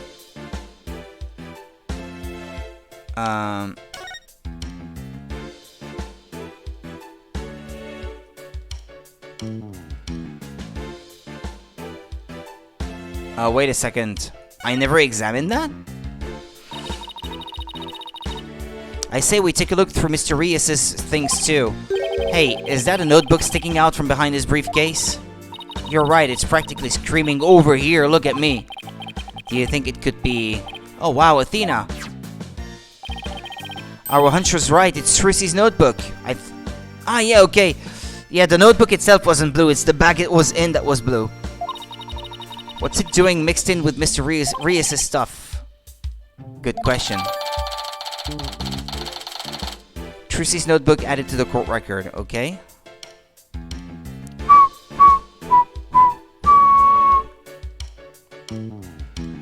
Trussy's ultra-important notebook was mixed in with Mr. Rias's belongings. It's locked. I guess that means we can't read it. I wonder what kinds of secrets are in there to make her want to lock it. A girl her age needs her privacy. Besides, everybody has a secret or two they don't want others to know about.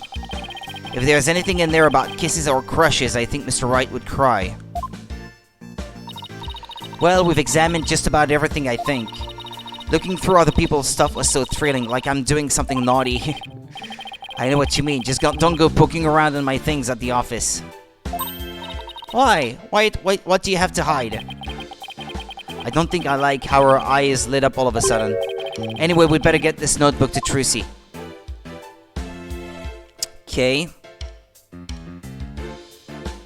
That was it in this place, right? Okay. I suppose if he says that, that means I have looked at everything. Okay, then.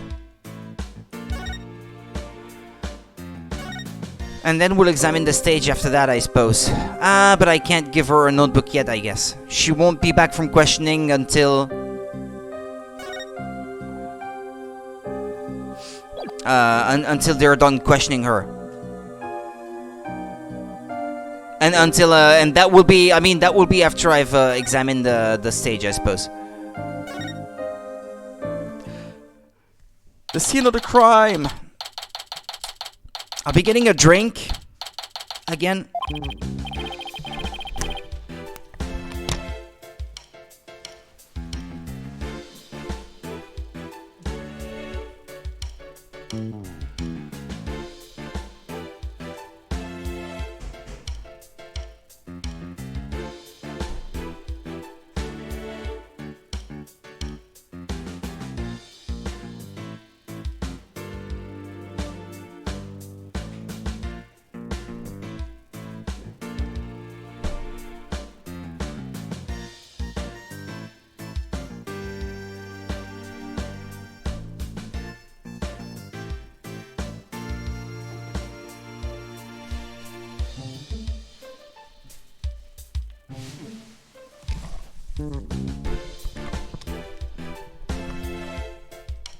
Okay. Excuse me.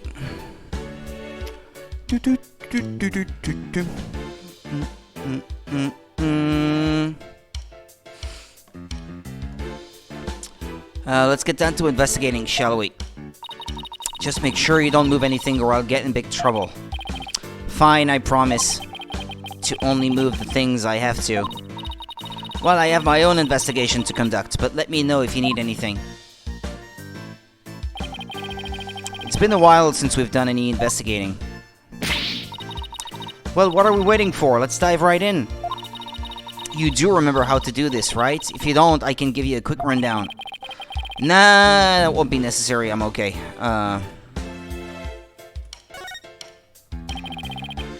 Don't worry about me.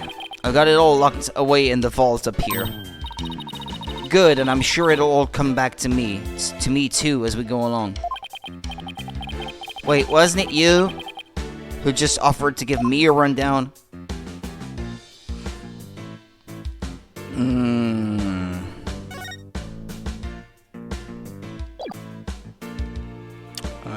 Examine.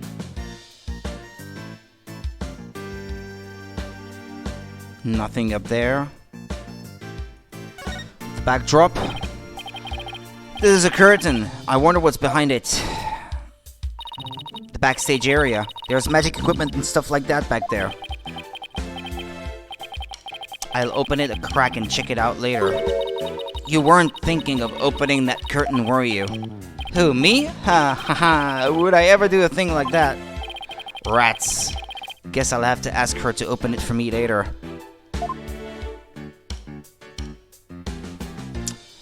Okay.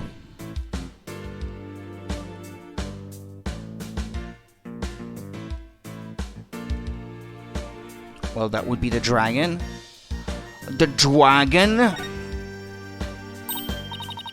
Oh, I've seen something like this before. It's like that game where you stick swords into a barrel until a little man inside pops up. That doesn't sound like any game I've ever heard of. Really, it's pretty famous in Europe. Did you have anything to play with as a kid? I see what game they mean, but I can't remember the name. Pop Pirate or something?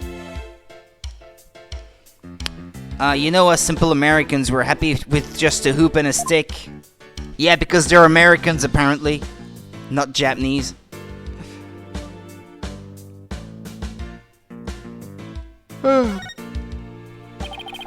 That video camera is pointed right at the stage. I wonder what it recorded. I want to take a peek, but Emma would. Wow, this residue data is so fascinating. Hee. She's so fixated on that bloodstained data, her eyes are getting bloodshot. Quick, Apollo, while Emma is off in forensics fantasy land. Let's see what's recorded on the camera.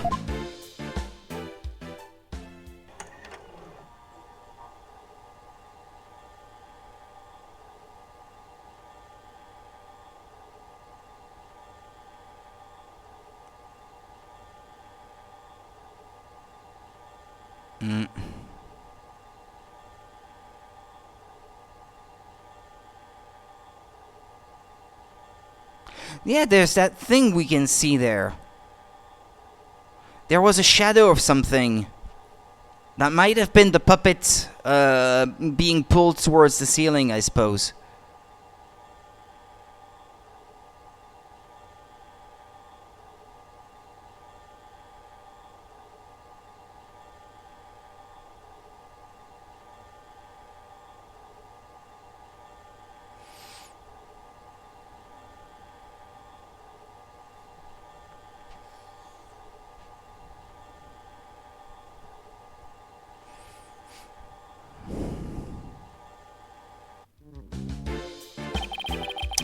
It's the same video we saw on TV where you can't see the body at all. Apollo, did you notice a strange shadow in that footage? Yes, I did. No, why? Hey, it was pretty obvious. I don't think it was my imagination, but I'm pretty sure I saw something. A strange shadow, huh? I wonder what it was. I believe it may be of the puppets being pulled towards the ceiling with a wire. Okay.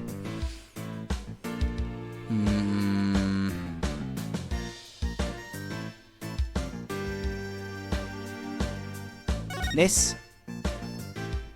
I want to examine the most obvious thing last. We have one of these in the office too, don't we? Yeah, that poor magic prop we use as a shelving unit.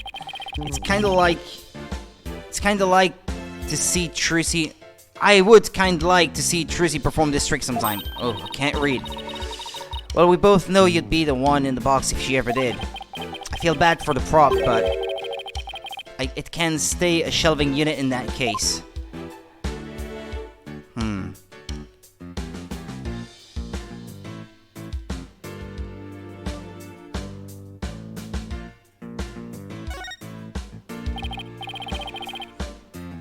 Emma, can I ask you a question?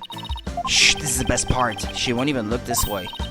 Oh, what great prints. Another set for my collection. Hee. She, certainly seems to enjoy her work, doesn't she?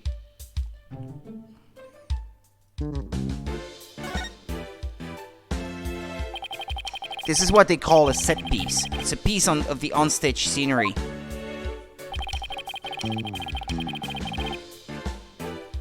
It suddenly fell down after the body was revealed, if I remember correctly. Just as the brave heroine screams, the spell on the dragon breaks. Losing its wings, the dragon falls to the ground. That moment marked the collapse of Trucy's magical kingdom. Magic, huh? Yeah, sure. The timing was so perfect I'd be genuinely surprised if it was magic.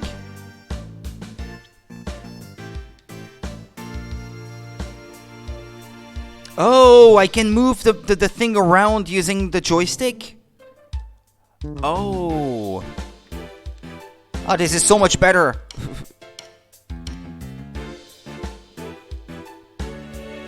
This game may have built-in controller inputs, I guess. Huh. But aren't we done looking at things now then?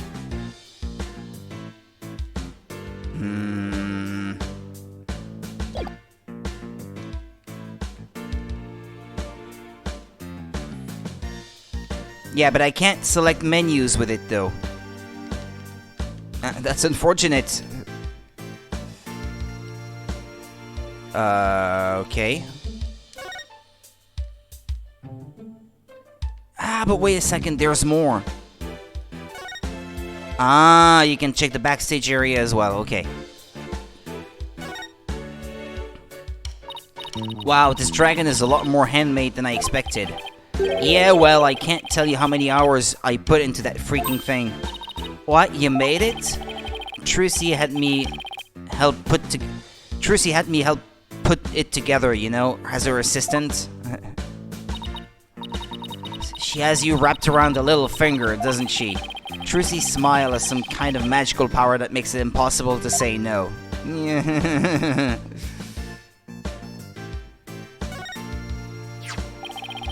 There's a sword here. It's covered in blood. Must be the murder weapon. Trucy said she was sure she switched it out with the rubber sword. Unfortunately, this one certainly doesn't look like it's made of rubber. Whoops. Were there any fingerprints on the sword? Let's see. According to my data, no prints were found, but that could be because the culprit wiped them off. What's crack-a-lackin', homie? Hello, Monica. Welcome back. How are you today? Come to think of it, Trucy was wearing gloves during the show, so she certainly wouldn't have left any prints either. What's a crack-a-lackin'? Something isn't right. It just doesn't make any sense. What's the matter, Apollo? You're making that weird thinking face again. Weird thinking face. How did what? These sentences.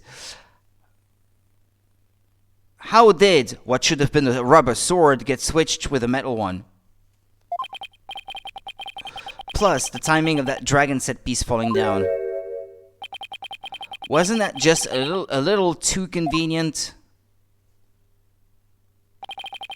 Something just isn't sitting right. Ground control to Major Apollo. Can you hear me, Major Apollo? The Apollo mission? Athena, I think I've got it. I think somebody switched Trucy's rubber sword for the metal one. Huh? To pin the murder on her. Someone switched the swords. But when could they have done that? It depends. Did he die from the sword or did he die from something else? Maybe he was stabbed when he was already dead. Still, that's kind of psychologically damaging for poor Trucy, though. When could they have done that? When everyone was too busy to notice. Somebody could have switched Trucy's rubber sword with a metal one.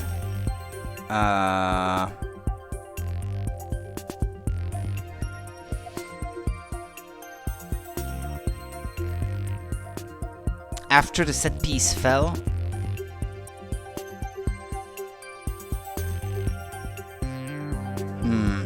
She was pretty sure that she was holding the right one, so... After? Everybody in the audience was kicked out of the theater. In the ensuing chaos, somebody could have carried out a cover-up operation. Any one of the stagehands or show personnel could have done it before the police arrived. So what you're saying is... somebody is actively trying to frame Trucy for the crime? Some disgusting individual is trying to get away with murder. So it's someone related to the show. There is definitely a high chance of that. Now if we could just figure out who it is. Wait, I wasn't done. I need another look around this place. Okay. This I already checked. This I haven't.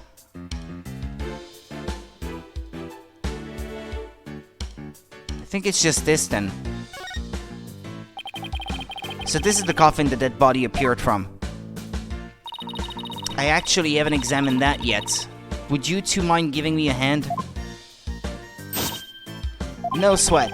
Trucy said the coffin was supposed to be empty when she stabbed it. So how did the victim even get in there? I bet there's a secret door or something. It sure is an oddly shaped thing, isn't it? Who knew it could unfold into something like this? Well, I heard that since it's used for magic tricks, the left and right panels are made to be interchangeable. Who died again? I don't remember. The magician, Mr. Rias. How that helps with magic tricks, though, I have no idea. I'm sure they make use of it in some way we can't even imagine.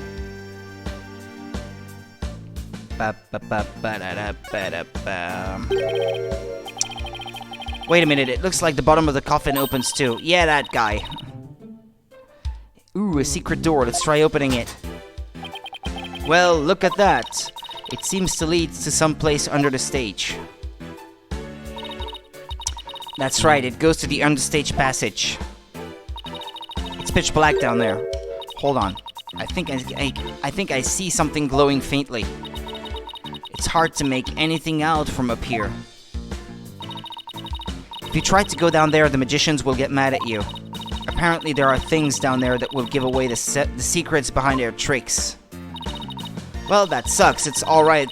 It's all right there and we can't even check it out. Of course we can.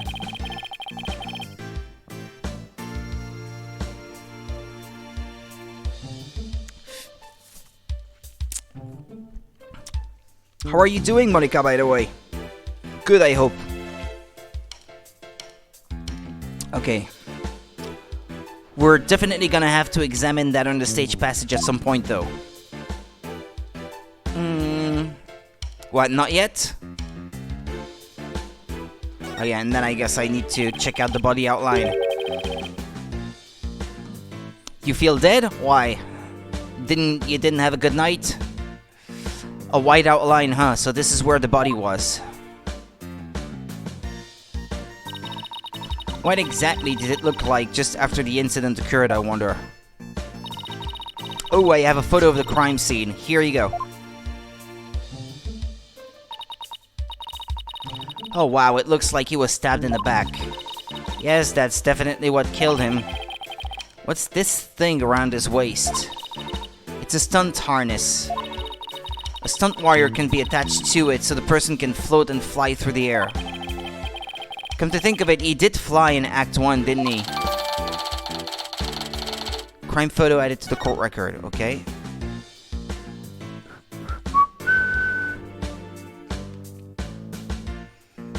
Well, shouldn't that be everything?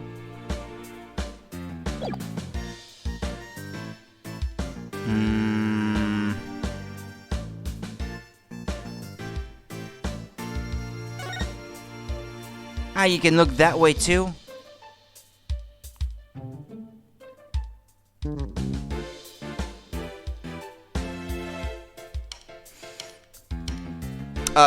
You can have a look at it from here, I suppose, but let's check it out up close. But no. Yeah, that's the same thing. Hold on. And then what? What else? Well, I think we've done everything we could.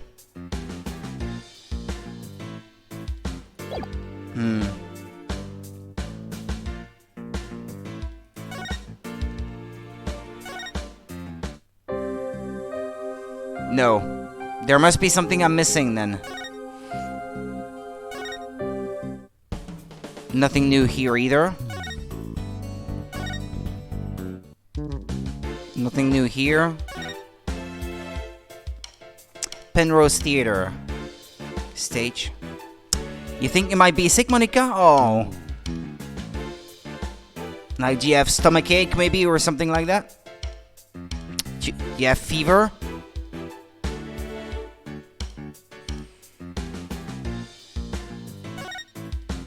Penrose Theater. No, okay, there's nothing new here. The stage then.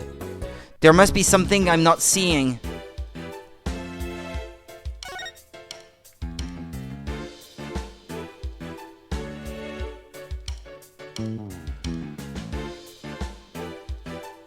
It does feel like I've examined everything already.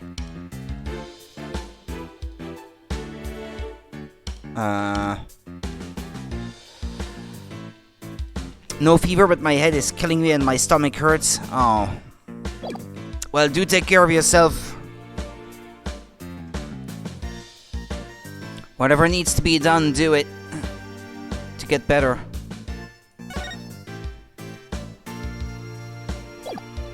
I was thinking of playing Mario Kart tonight. You wouldn't be able to join? I mean, if you're... depending on how you feel.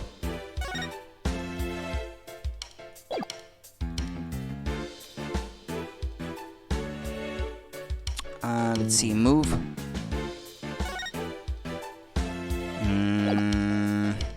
No, examine. I feel like I've checked everything already.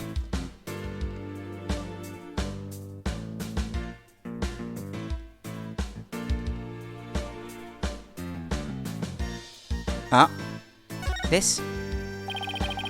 If your head feels better, you might. Awesome. I'll keep my fingers crossed then. Let's check it out up close. But yeah, but I've already done that. Maybe not this section. Apollo, look, there's a secret door in the back panel of the coffin. That might be what I was missing. Do you think Mr. Rius is his name, could have entered the coffin through there? If he could have done it without Trucy noticing, then maybe. But why would he do that, though? It's like two magicians trying to outmagic one another right under each other's noses. Okay, I think we're done. Let's see, what else do we need to do on this stage? Emma, did you find any fingerprints on the coffin? Actually, I haven't checked yet. I was going to do that at the end. I like to save the best for last. We aren't exactly talking about desserts here. Oh, but we are. Would you like to partake in my delicious dessert? I don't mind sharing. Watch out what you're saying. A taste of your delicious dessert. Oh yes, please, there's always room for dessert, right? Oh yes, there is. Alright, I guess I'll join you too. So could you show us how you check for prints, Emma? Sure, let's start with the basics. As you know, fingerprints are an excellent way of identifying someone. That's because no two people have the same set of fingerprints, not even twins. So if we find any prints on the coffin, they might lead us to the killer. If the culprit was dumb enough to leave prints behind, sure. Let's go ahead and dust for prints now.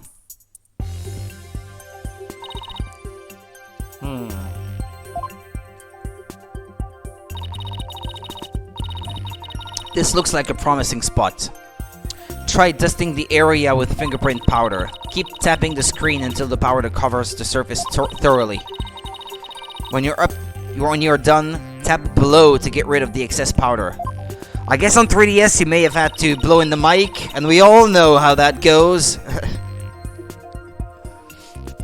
Some memories from, which one was that? Ace Attorney Investigations 2? The powder in this bottle is all we have to work with. If you run out, try blowing on the area. Any excess powder will be returned to the bottle. Alright, I think I'm ready to give it a try.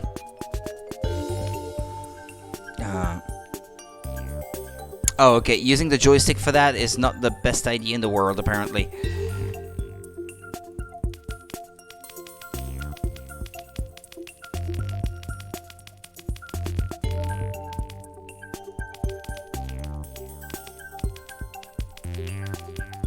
Doing it with a mouse is not the best way of doing things.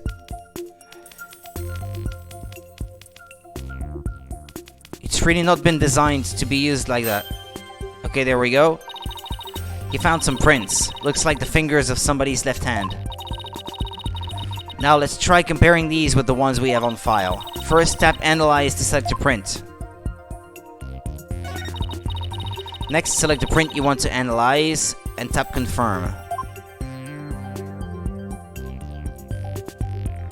It's not letting me select any other. The index finger, I guess. I've got a pretty clear print here. I wonder whose it is. I have the prints of everyone involved in the case right here. Just choose a person's prints you'd like to compare the same sample against. Well, the last person who was in the coffin was...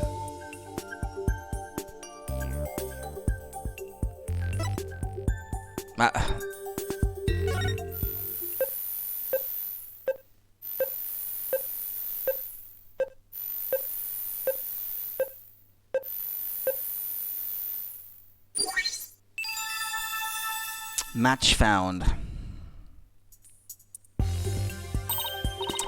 Bingo! Looks like the prints belong to the deceased, Mr. Rios. What if we found prints here? Maybe we can find them elsewhere on the coffin too. Guess I'll try dusting for more prints.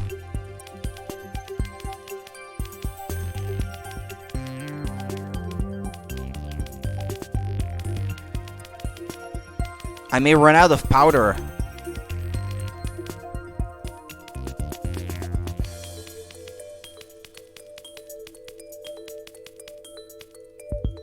Yeah, that's it. I don't have any more.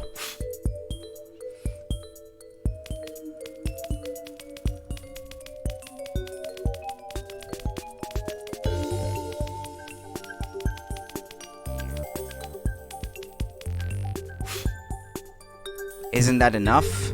Yeah, but it's not gonna tell you whether it is enough or not.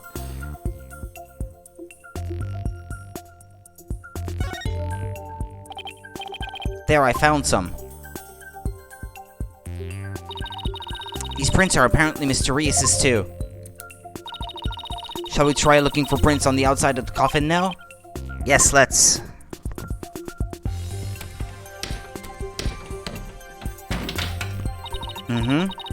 This time you'll be able to rotate the coffin and look at it from different angles. That'll give you a chance to examine it thoroughly. You can swipe the main screen to turn the coffin in any which way you'd like. And use the menu navigation window in the top right to jump right to where the action is. If you ever get stuck or confused, you can always tap reset.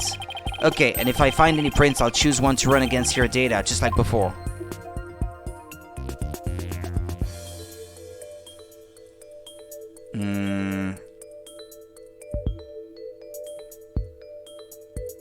Can't I zoom out?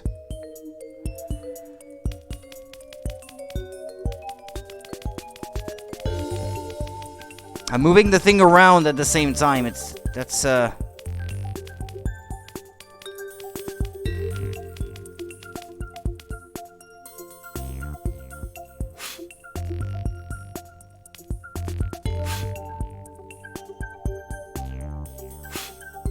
There are none on the door?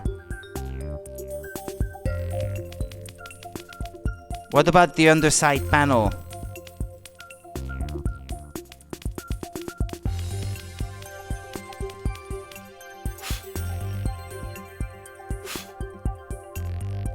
Yeah, there's nothing. Alright, yeah, this one.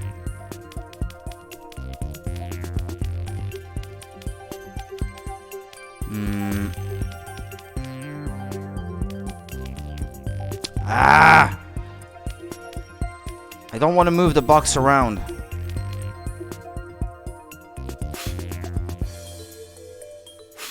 Well, there's nothing. On the obvious sections, there is nothing.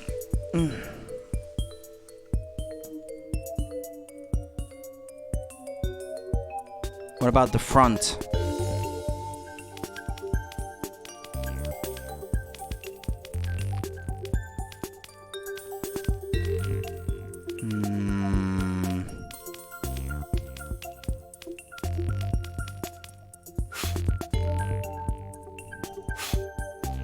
This is getting frustrating. Wait.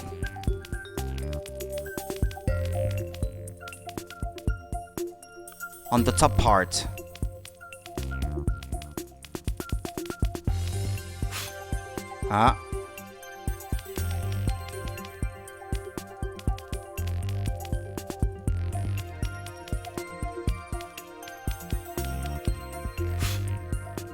Well, we have some here.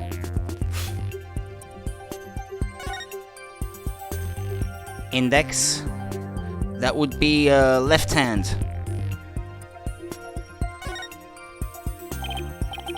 There, I got a print. Not very emulator friendly. Yeah, I know. It's really meant to be played on a phone, the Android version, not a computer. Or a computer with a touch screen anyway. That might help. Alright, I'll just check it against my data. That's funny. It doesn't match the prints of anyone involved in this case. Really, none of them? How can that be? Now then, I wonder if I can find any more prints. Ah, more? Not sure if phone is any better. Because this is the Android version, so it is made for a phone. Well, it's the main console it was designed for, so... No.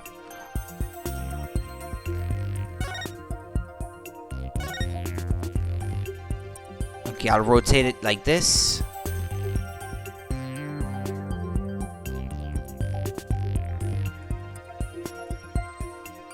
But where should I even look? I've tried the trapdoor on the bottom, and there wasn't anything there.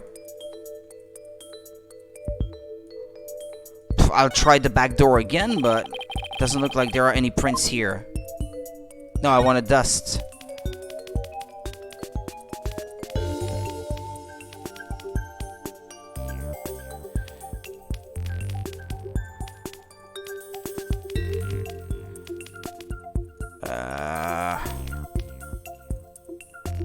No, blow. Blow. Blow again. No.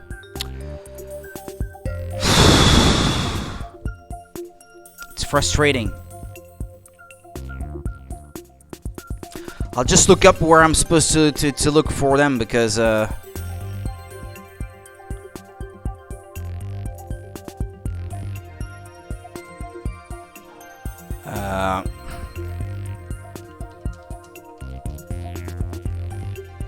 no, not like that.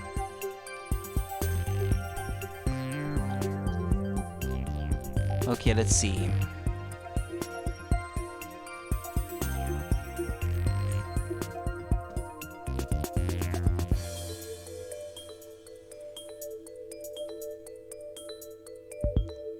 Okay.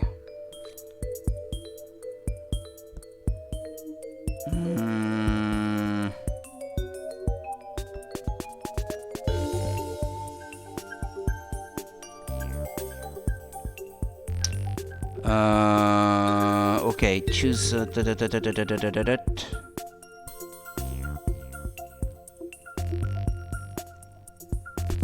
Now you being dusting the outside of the coffin, begin dusting the upper left or upper right section of the face.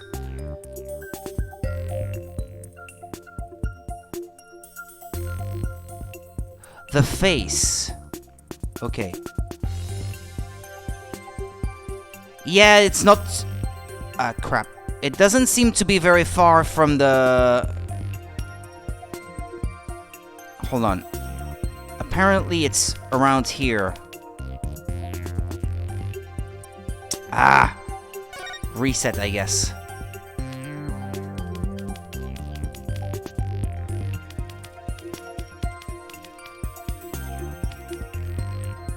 Ah, there! That's where it was, I guess.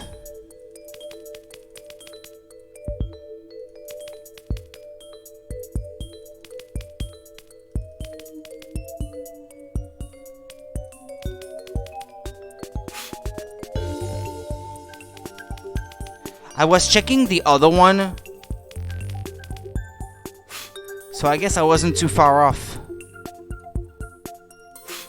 Yeah, okay, it's where she was holding the lid when she closed the thing on Trucy.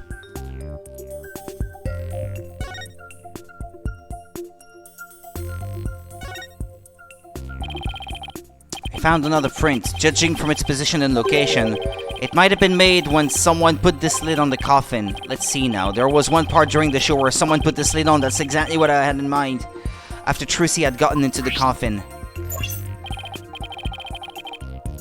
Therefore, it should belong to Emma Sykes. No, Bonnie.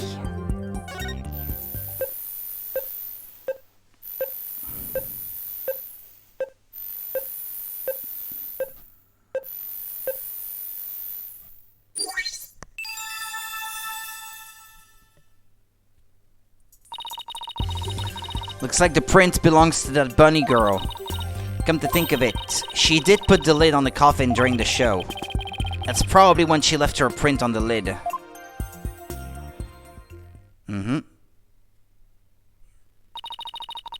It looks like that's about all the prints we're going to find. To sum everything up, the prints we found belong to the victim, Mr. Rias, the bunny assistant, Bonnie, and some third unidentified person. So you have met the Robert Downey Jr. lookalike? Kind of, yeah. I think I know who you might mean. Does this mean some outsider was up there? Somebody unrelated to the show?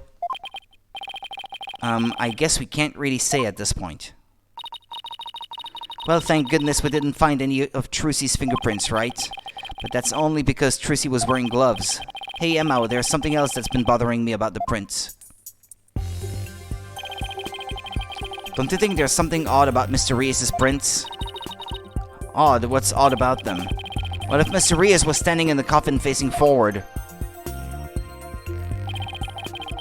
he would have left prints like this, right? But when we look at the actual prints, they're facing backwards. It doesn't make a whole lot of sense. Hey, what do you know? You're right. I wonder how they wound up like that. Maybe he was accidentally facing the wrong way at first, but then turned around later? No, the coffin is much too small for a guy his size to turn around in. About all he would have been able to manage is maybe a little bit of twisting. Then it really doesn't make any sense, does it? I think I might have hit on something major here. Oh, I have just one more question, Emma. Oh yeah? What is it?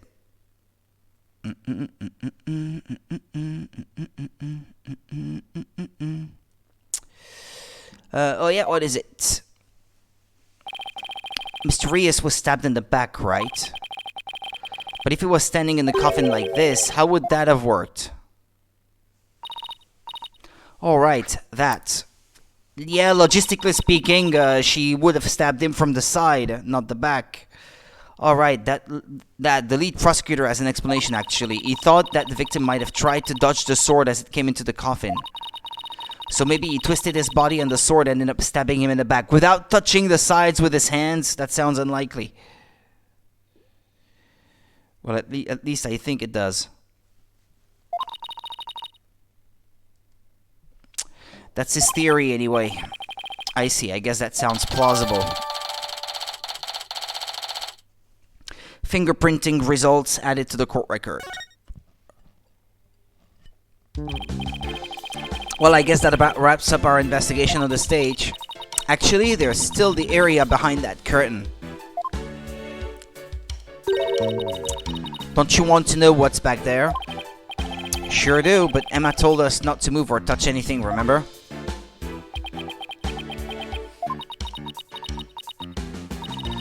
Would you quit staring at me?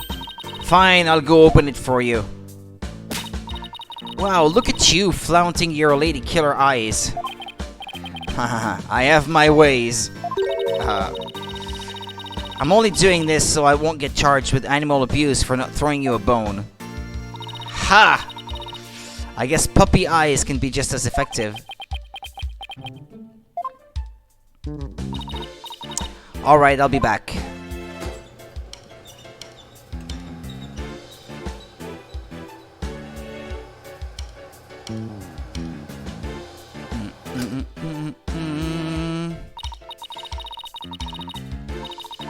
Well, go on and investigate to your heart's content, but before you go moving anything, I know, we'll be sure to ask first. Oh, by the way, just examine the backstage to move to the area beyond the curtain. Okay, time to get investigating.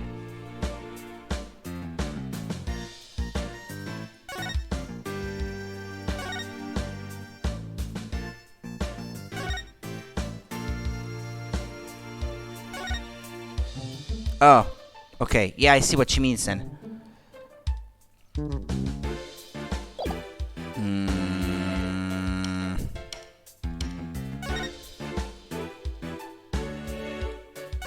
There we go.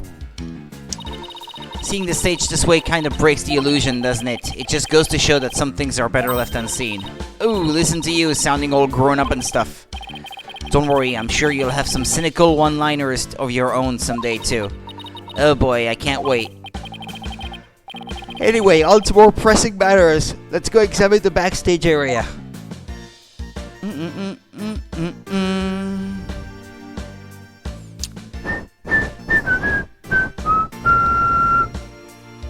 There's a ladder leading up.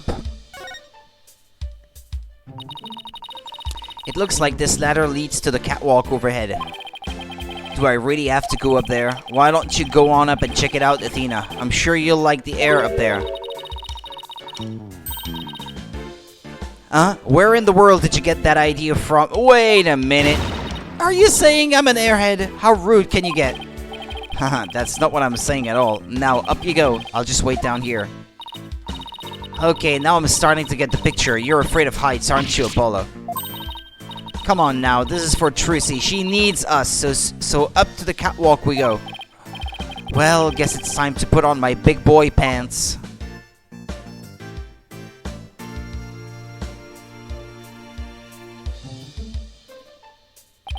Hey, the puppet. Are you alright, Apollo? You're white as a sheet. Haha, I'm fine. Don't look down, just this. Don't look down. Those green things over there look like cushions. I guess one of them was used to absorb the force of impact when Mr. Hat zipped into it. Let's go check it out. Way over there.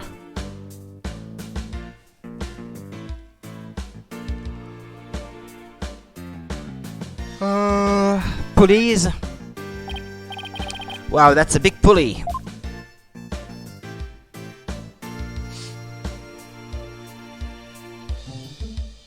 It's for the dragon. Looks like it's connected to one of the winches down below. The dragon set piece must have been hanging from this.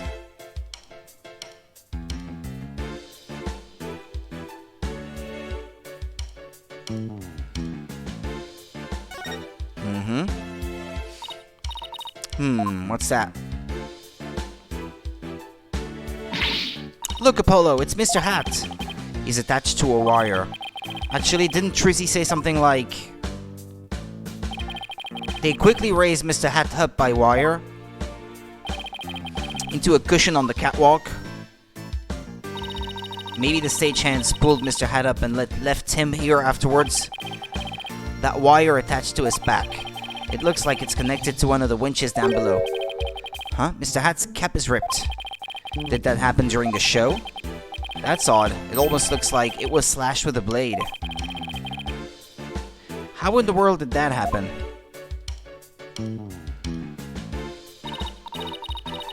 Apollo, I see that you're trying to take this all in stride, and I respect that. But seriously, you're trembling like a newborn fawn up here. Get it together, man. I can't help it.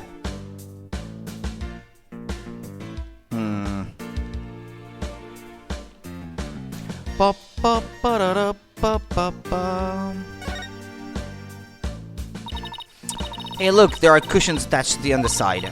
Well, what are you standing way over there for? Come on over and look. You're not gonna try and push me off, are you?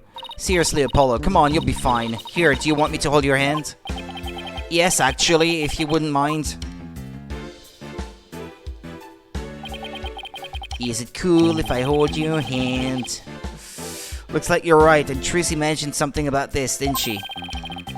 That cushion was supposed to absorb the force of impact when Mr. Hat was pulled up.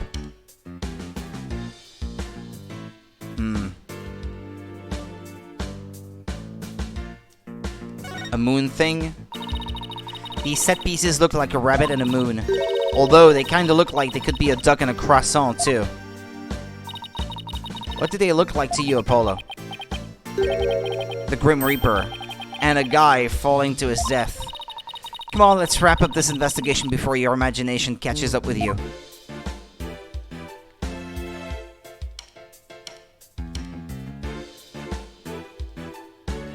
Let's just make sure I've looked at everything now.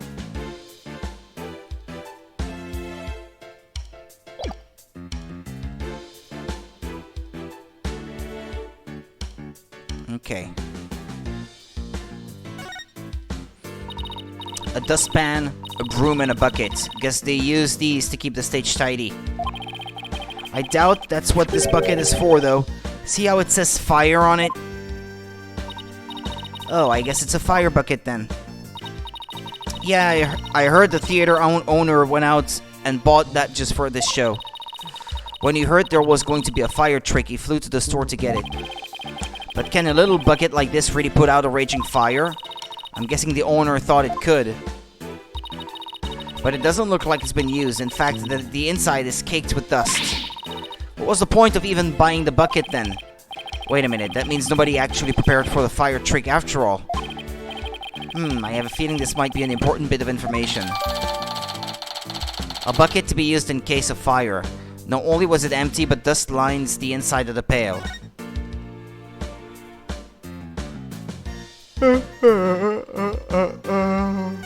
The winch controls? What is this thing? It's a winch. I'm guessing they used it to pull Mr. Hat up. Oh, look, there are two winches. One back there and one up here. Apparently, each winch was rigged up to something different. Yeah, to something different. One of them was used to hold up the dragon set piece, while the other was connected to that weird puppet up in the catwalk. I think you mean Mr. Hat, Emma.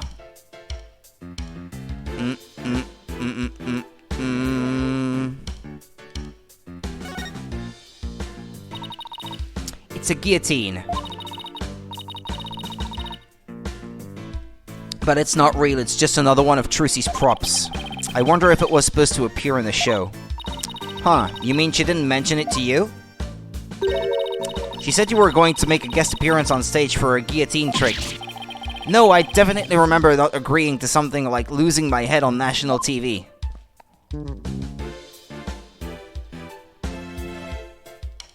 Ba ba ba ba ba ba ba ba ba ba ba.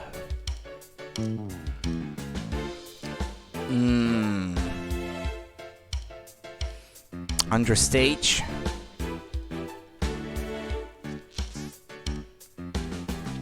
Kinda want to get my 3DS out. Do you have this game on 3DS, Monica?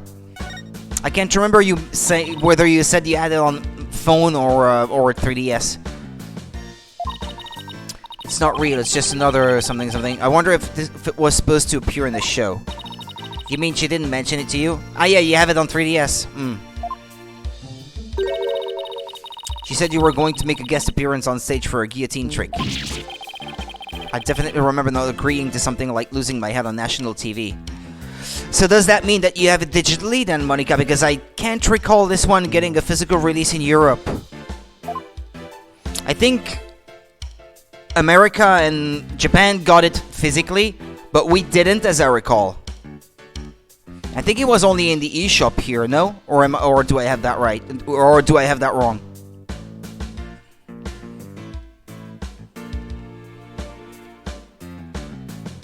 The Layton one, the Layton and Phoenix Wright crossover, I know that got a physical release, but I believe the other Phoenix Wright games didn't. Let's see. There's a coffin back here too. It looks like there's a stuffed dragon inside. No, wait, look, it's just an illusion. All games I could get for 3DS I got, but Apollo's game and Edgeworth I have on phone. Ah, okay.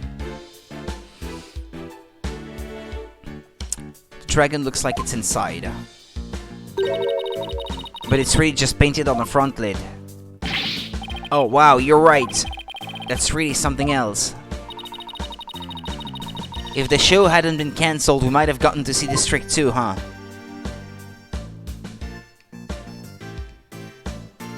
Understage. Well, I guess we need to check the understage as well now.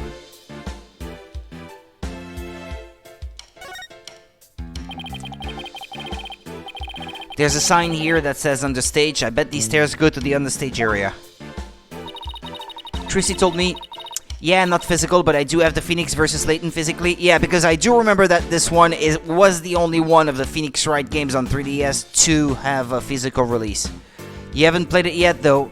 I will have to do at some point, since it will be the final Phoenix Wright or Layton game that I will not have streamed or played yet.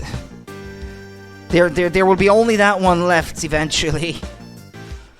And I'd like to play it before the new Layton game comes out, so that way I'm completely caught up with the Layton aspect of things.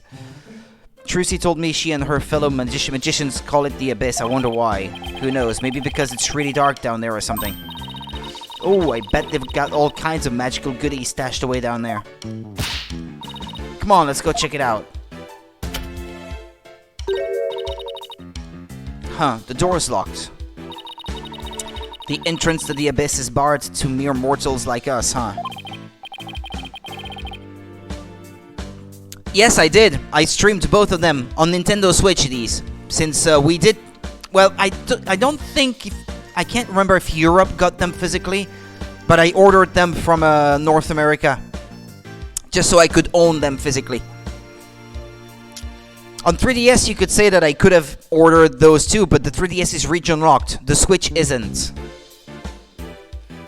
And I didn't want to have to buy another 3DS ordered from America just to play these. Oh well, that's what you call a swing and abyss. Ha ha ha. Yeah, these are the games with Herlock Sholmes in them.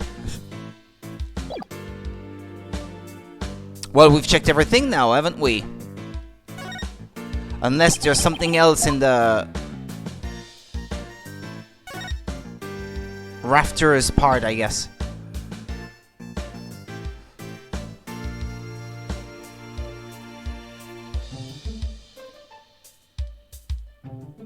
Ah, something else here?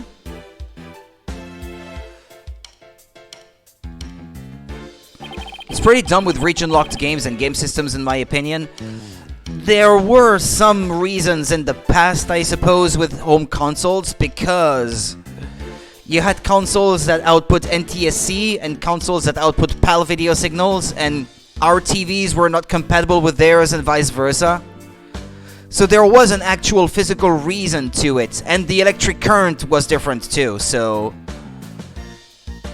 The difference existed because of that, I guess, and also for market control reasons, I suppose, also.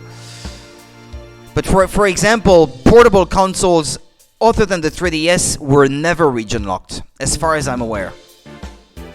It's only the 3DS that ever was. And it was pretty silly because the console had its built-in screen, etc. So there was no like hardware reason why it should be. It was just to control and prevent people from importing games from a different region. And when they would not release them physically in all regions at the same time, well, you know. They went back on that decision for the Switch though, and I'm really happy about it because I have ordered a lot of stuff from other regions over the years. Stuff that we didn't get physically here. It looks like Mr. Hat is rigged to the smaller pulley. Let's see, how did it go? After being blown a kiss, Mr. Hat goes wild and just as he's about to stab the coffin, he gets pulled up to the catwalk. And the smoke screen was to hide his ascent from the audience's view. Well, I think that about does it for the catwalk. Do you think we've missed any... Nope, didn't miss a single thing. We're all done here. Yes, sirree.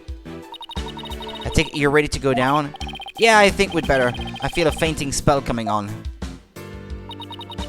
Oh, brother, you don't need me to hold your hand again, do you? Well, could you?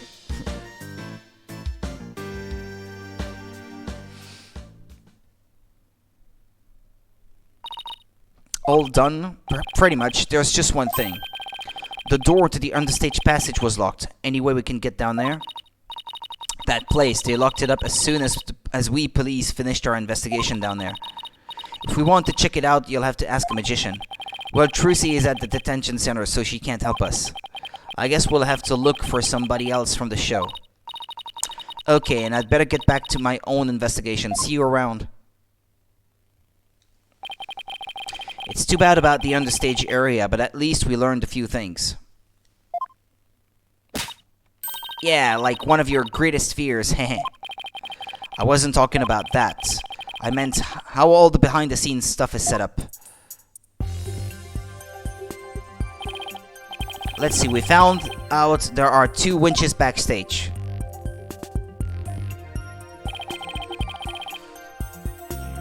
Mr. Hat was rigged to the first winch. The dragon set piece was attached to the other one. And both of them were used during the show. Right after the body was discovered, the dragon set piece fell to the stage. And in the chaos that ensued, the culprit could have switched the rubber sword with the real one. So it looks like the best way to prove Trucy's innocence is to identify the real killer. What a complete and utter mess. This is all great, just great. Ah, is that the Robert Downey Jr. lookalike? That right kid is Bush League, small potatoes, a half-grown has-been. Aw, that's not nice. A nice thing to say. There's somebody on the stage. I wonder who it is and what they're doing. Maybe we should go talk to them. Also, yeah.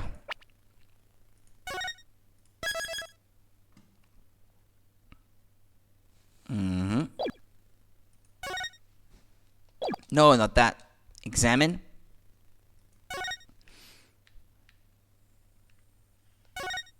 Okay. Excuse me, are you connected to the show? What, you two got a couple more headaches for me to handle? I got my hands full as it is. Hey, I remember this guy. Hey, you there! What the heck's going on? They wouldn't even let me in. Me, for crying out loud. Oh, Mr. Retens. Retens? I don't understand some of the puns with their names so far. Let's see. What's his full name? I guess we don't know his first name.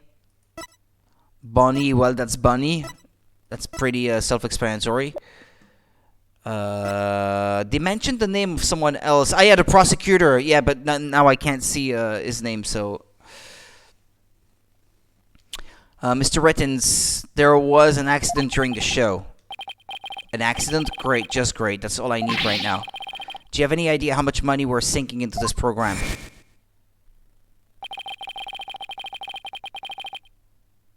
Bunny, what? What's written on his coffee cup?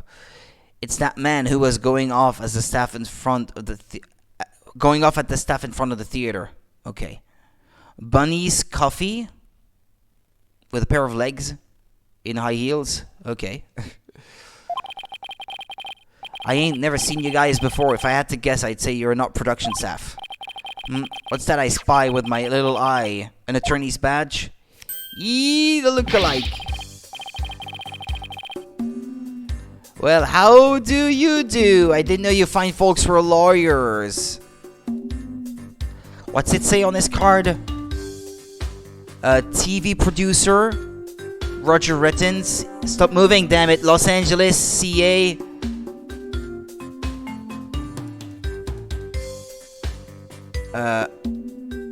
Well, the rest is too blurry. I can't look. I can't read. My business card, if you would. Charmed to make your acquaintance, I'm sure. Oh, thank you. So you're from the TV station, I take it. Sharp as a tack you are. I'm the producer of this TV special. All my idea, by the way. I'm a Apollo Justice, Trucy Wright's defense attorney.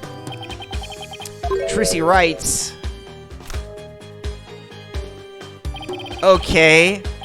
Well, ain't that a kick in the head? How about you open with that tidbit next time, champ? Okay. What happened to the schmoozy magoo bit? The schmoozy magoo bit.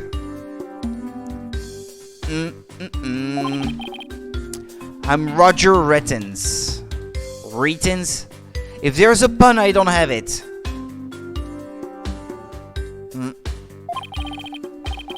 Hold the applause and no autographs, kids. I'm on the clock. Apollo, this guy looks really familiar, but I can't quite. Read it, kid, and try this on for size. Hang loose, baby. Hang loose, baby. Apollo, it's the Ratings Raja. From Take-Two TV. Ratings Raja. He's huge, crazy huge, like a real famous producer.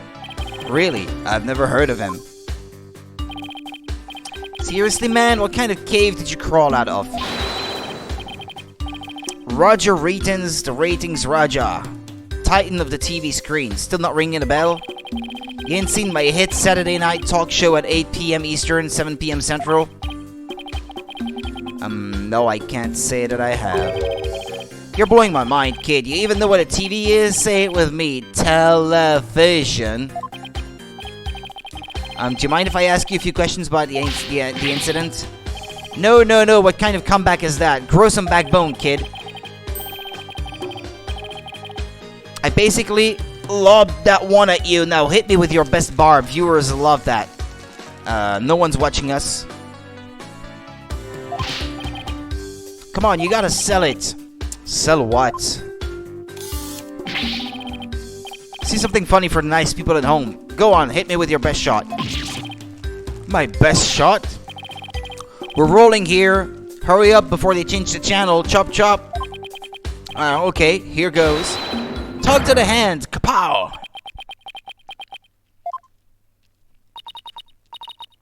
Kapow, really?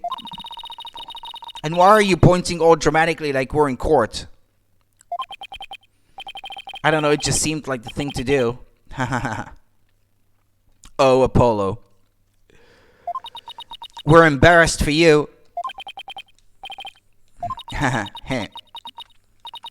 Apollo. Oof, that's going in the cringe reel for sure. I think we can all agree that was a mistake. If I choked any harder, I'd need the Heimlich maneuver. I blame myself, really. Should have known better than to waste good film on a nobody. So you wanted an exclusive or what?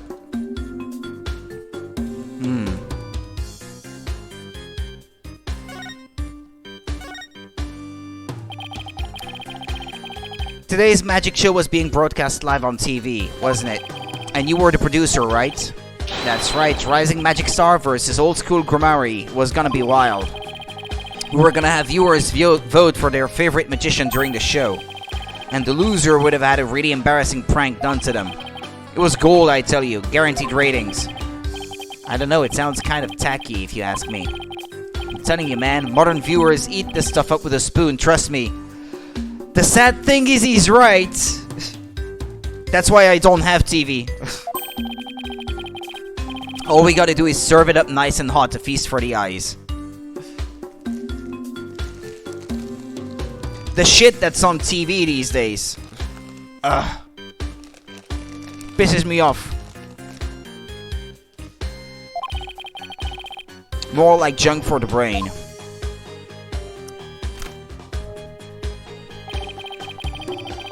But that little brat had to go and ruin everything with that accident of hers. You have any idea how many times they dragged me over here to prepare for today? He must know this theater pretty well if he came by that often. Ooh, that gives me an idea. How about this? Mad mindscape of magical murderess. Closest comrades, come clean. Tell me, has Tracy always shown signs of being unhinged? Give me the lowdown. When could you tell she was about ready to snap?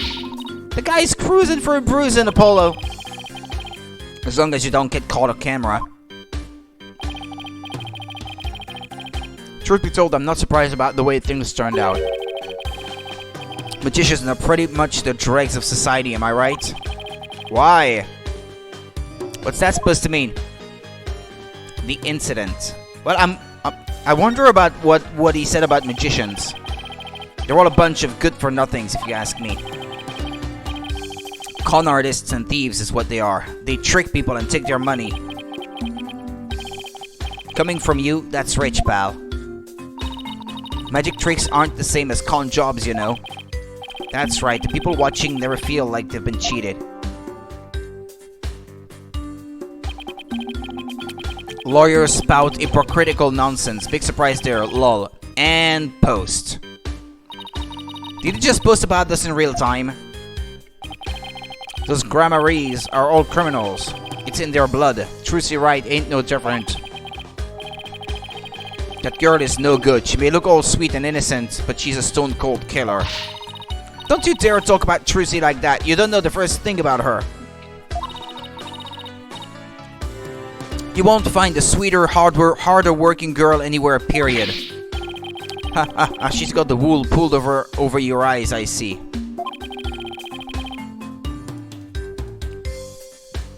What in the world are you talking about? You'll see. I'll dig up the dirt and expose the dark heart behind that sweet smile. I'll prove those Gramarye magicians are all a bunch of lowlifes. Does he have a grudge against Trucy? Or maybe against all of Troop Gramarye?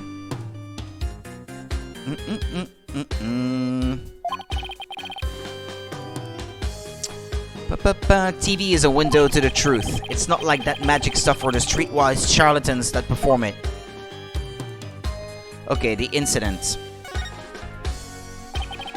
What were you doing at the time of the incident? Shooting a show in the station studio? We had a whole bunch of girls in bikinis wrestle each other for the camera. Yeah.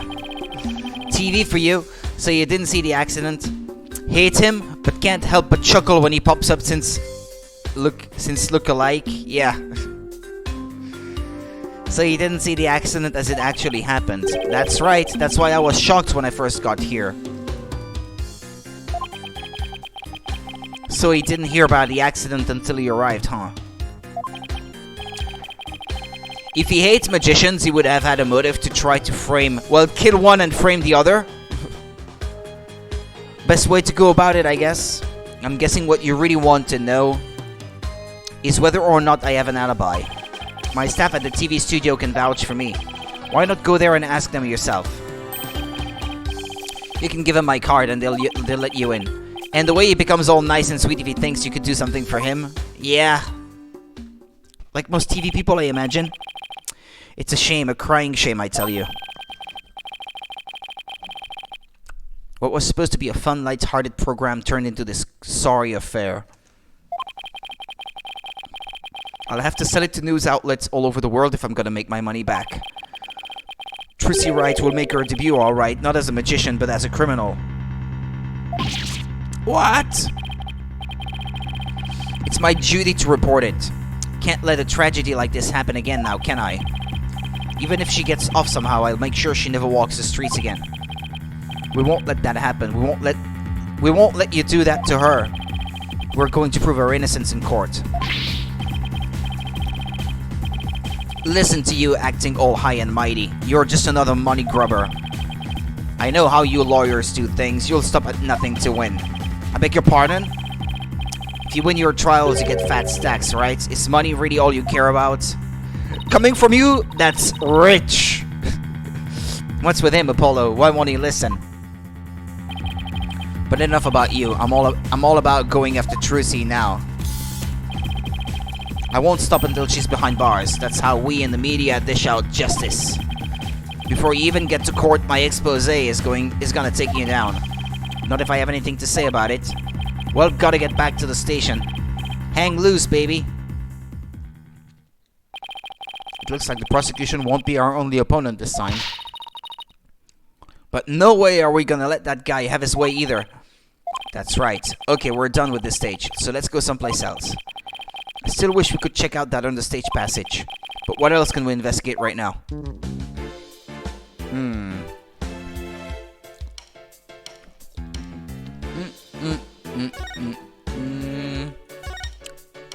Isn't she done?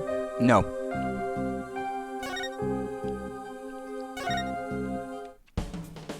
Nothing new here. Ah. Something new?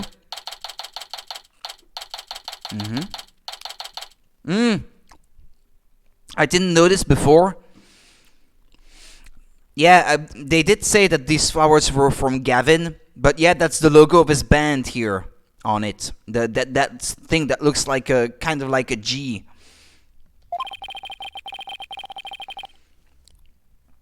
About all that's left to check out is that understage passage. We'll have to try to get one of the staff members to unlock the door. Someone just came into the dressing room.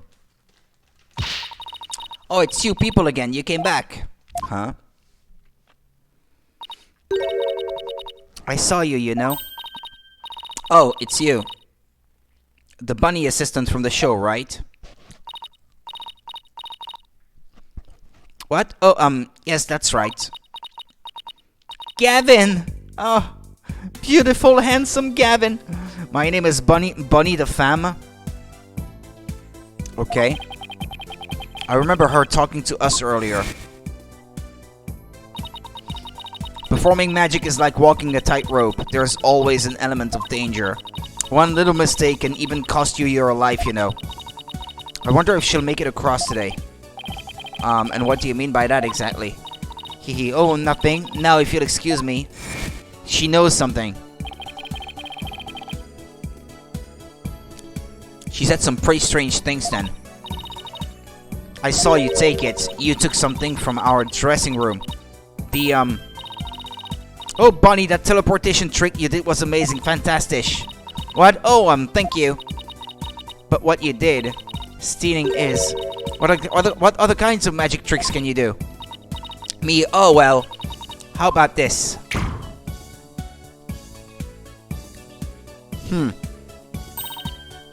Splendido. Tina, I think Bonnie is trying to say something to us. She is? She hadn't noticed. Thank you, Mr. Thief. Thief? I saw you take that notebook. Please don't take things from our dressing room. Huh? So it's true what they say. Thieves really do return to the scene of the crime, don't they? Thieves? I thought it was just arsonists in real life. Guess that means she really saw us, huh? I bet this looks pretty bad. If you return what you stole right now, I won't call the police. Oh boy. You got it all wrong. We're Trucy's lawyers. She asked us to bring the notebook to her. Trucy's lawyers? Oh, I'm so sorry I called you thieves. If you really thought we were thieves, why were you still doing magic tricks for us? I can't help it whenever anybody asks. I just can't bring myself to refuse. Huh. Okay. Does that mean she's a real people person or that she aims to please a little too hard? Okay. In that case, can you tell us the secret to your teleportation trick? Well, I don't know if I should.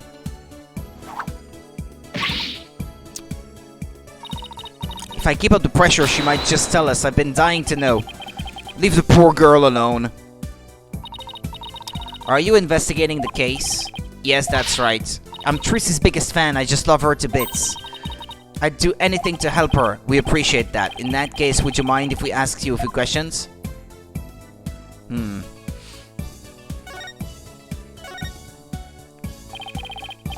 You're a magician, right, Bonnie? That's right. My specialties are teleportation and this little trick right here.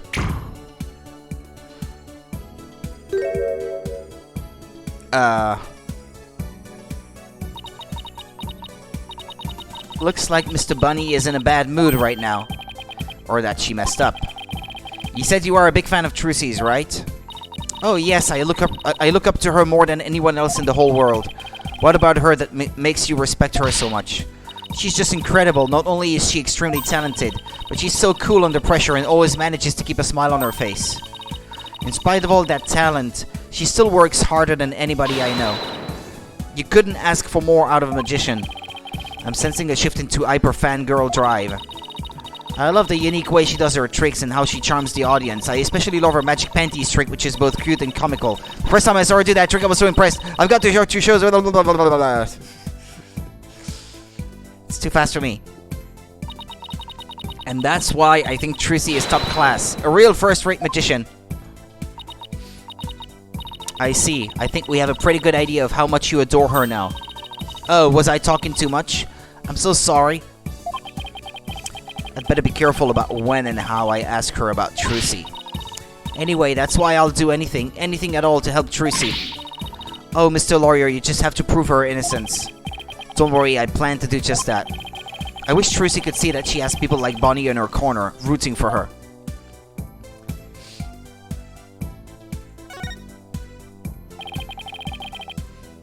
You were in the magic show, right?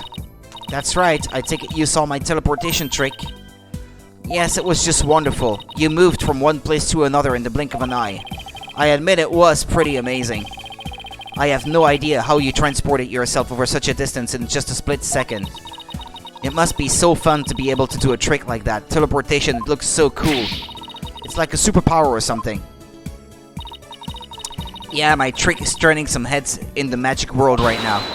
They're calling it new miraculous magic. Some even say it's the real deal, hehe. Real magic, huh? I know there must be an explanation, but it sure does look real. I just have to figure that trick out. I want to do it myself. Oh, you'll never figure it out. I always perform it perfectly. Lie.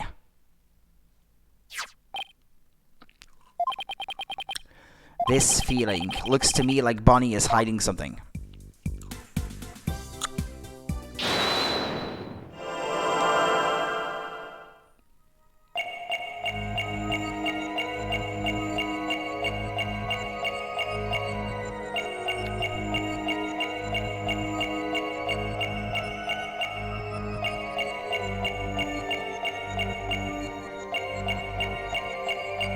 It's not her bunny ears, right? Listen again.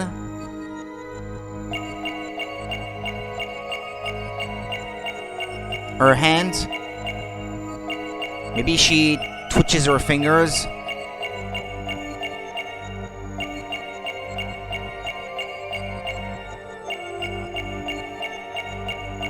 Ah. Gotcha! The hat. Bunny, when you said perform it perfectly, your right hand would tremble and move your hat a tiny bit.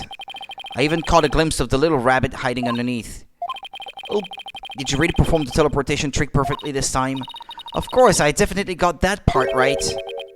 What do you mean, that part? Oops! Wait a minute, are you saying that you picked the wrong career, didn't switch the swords, messed up Trucy's escape? Did you maybe make a mistake in the switching of the swords? I wasn't involved with that part, so how could I make a mistake? Not even I could mess up if I was simply watching. If you were simply watching. Oh, I never make any mistakes under my circumstances, that's what I meant. She seemed pretty flustered just now. I bet she did make a mistake somewhere. You messed up Trucy's escape? You might have performed the teleportation trick flawlessly, but what about Trucy's escape trick after that? Did you make some kind of mistake during that? Oh, well, did you? You see. Did you or didn't you? Eep! I did. You're absolutely right, Mr. Lawyer. I made a mistake during Trucy's escape trick. I'm sorry, I lied. Phew, I feel like I pulled off a magic trick of my own just trying to get that out of her.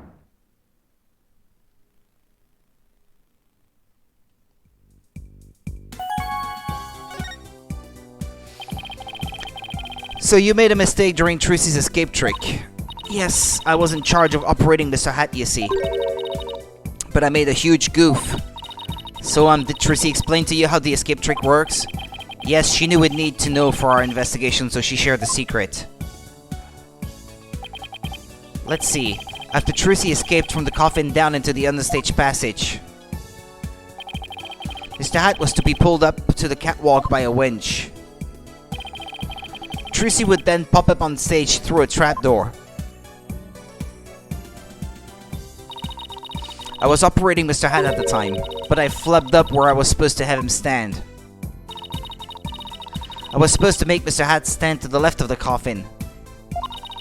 But I messed up, and I had him stand to the right by accident. That matches up with what we saw during the show. So what, Trucy had to compensate for it, and if she came out of the floor, still where it ended up being anyway, despite the fact that it was a mistake. But then does that mean Trucy would have ended up popping up on the side opposite to Mr. Hat? Yes, she would have if she hadn't done some quick thinking on her feet. Yeah, there we go. Okay, yeah. She managed to pop up on the right-hand side of the coffin for me. So the audience never even knew a mistake had been made. Yeah, that's Trucy for you. Way to go, Trucy. But my mistake caused her so much trouble. I think I'd better ask Trucy about this later too. Oh, by the way, we'd like to investigate the understage passage. Would that be alright? Oh yes, by all means. Anything to help prove Trucy's innocence. I'll unlock it for you. Hey, there you are. You got a minute? Oh, Mr. Reetons. Yes, of course. Not you, Bunny. The lawyers. They're the ones I want to see. You have business with us? I hear you two are from the same agency as Trucy. Is that true? Yes, that's right. This is for you then. Hang loose, baby. A contract between Take-Two TV, the first party, and Trucy Wright, the second party. If, through the fault of the second party, the show must be cancelled in part or in full, the second party will pay $3 million as compensation to the first party. $3 million? Yeah, that's more like it. That shocked reaction, that dopey expression. You'd make a great comedian. Really? I know. I'll put you on my show. We'll get one of those cartoon anvils to fall on your head. Wait a minute. Is this for one of those hidden camera prank shows? You wish. That's an official contract. See for yourselves. You're the lawyers, after all. You should know one when you see one, right?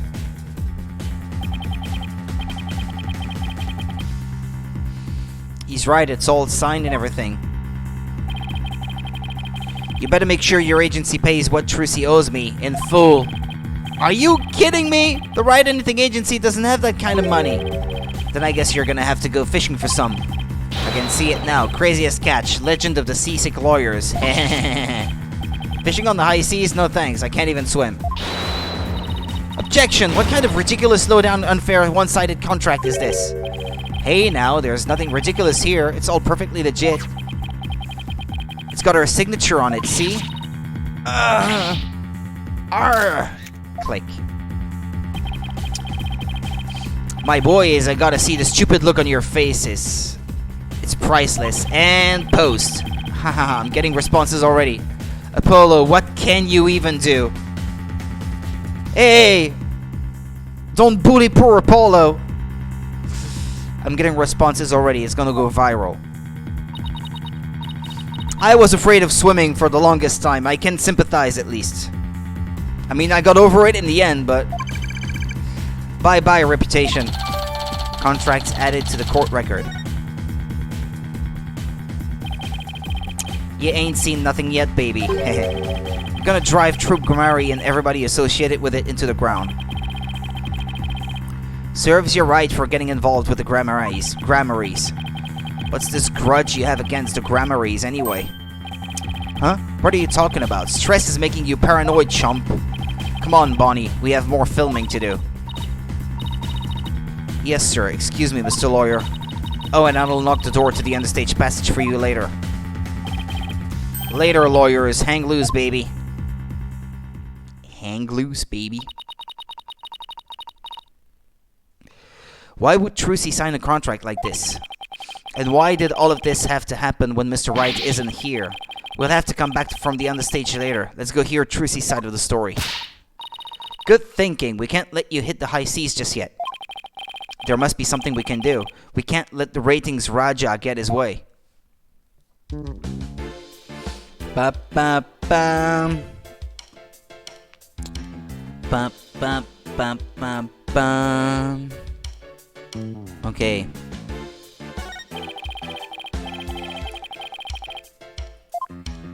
I can't actually say anything. I'm afraid of heights, and while I can swim, I can't dive, and I can panic if I overthink things while swimming. So you do understand. Thank you, Monica. Thank you. I'm afraid of heights. I'm not a huge fan of heights either, I gotta say. I'm the same, so I can sympathize. Okay. So if we can't pay back the money, I'm off on a tuna expedition for a TV show. Cheer up, Apollo. You have to have a positive attitude about these things. Tuna. I want to eat tuna tartare. Actually, you know what? I could go for some right now. Although herb-crusted seared tuna sounds pretty delish too. Which one do you think sounds better, Apollo? I can step on the ladder and panic on the first step. Okay, maybe I'm not quite the same at that, like that, maybe, but... Like, really high heights, I can get afraid of that too. I have zero intention of going tuna fishing. Phooey. She really thought I was going to go.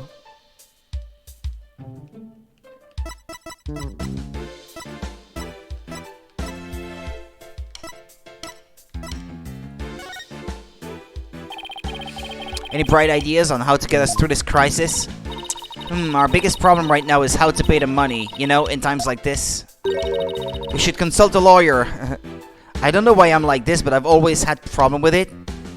You can't help it, I guess. I mean, it's not your fault. You shouldn't feel bad about it.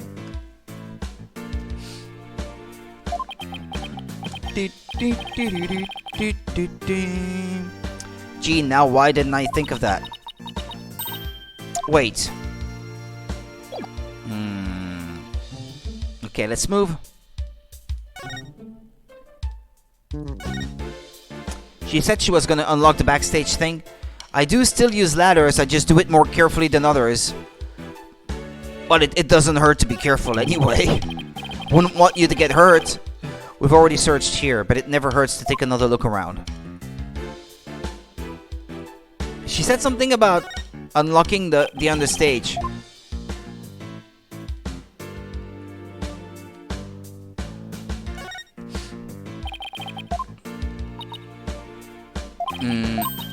It's still locked. The door is locked. Okay. So she hasn't had a chance to unlock it yet then. Okay, fine. Move to the detention center.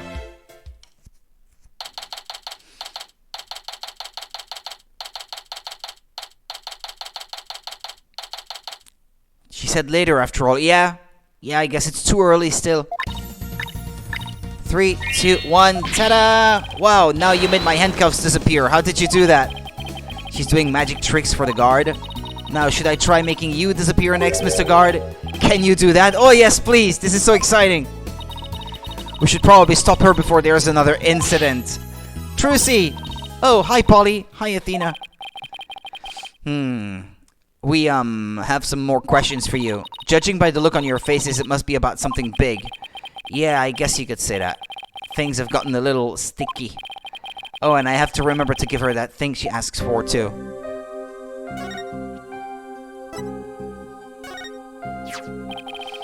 Here you go, Trucy. Here's your notebook back. Oh, great. Thank you very much. Charming your way out of jail. I could see you doing the same, Monica. I don't know why. It's just a feeling I have. Oh, great. Thank you very much. It looks like it's full of secrets or something. That's because it is. It was originally my granddaddy Magnify Grammari's notebook. He used it like a diary and as a place to jot down ideas for new magic tricks. Some of which only members of True Grammary have ever laid eyes on. Wow, this notebook is a really big deal then. Yes, that's why it's always kept under lock and key. I bet a magician would do just about anything to get their hands on that notebook. And we found it mixed in with Mr. Rias's belongings. Could he really have been trying to steal it?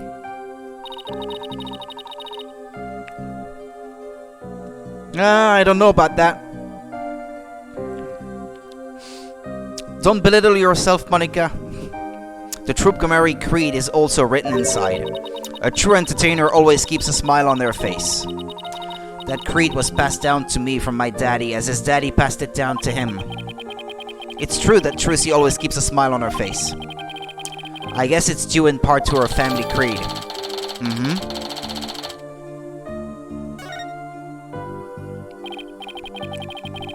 Trucy, I want to talk to you about where we found this notebook. Okay. Well, let's start with this, I suppose.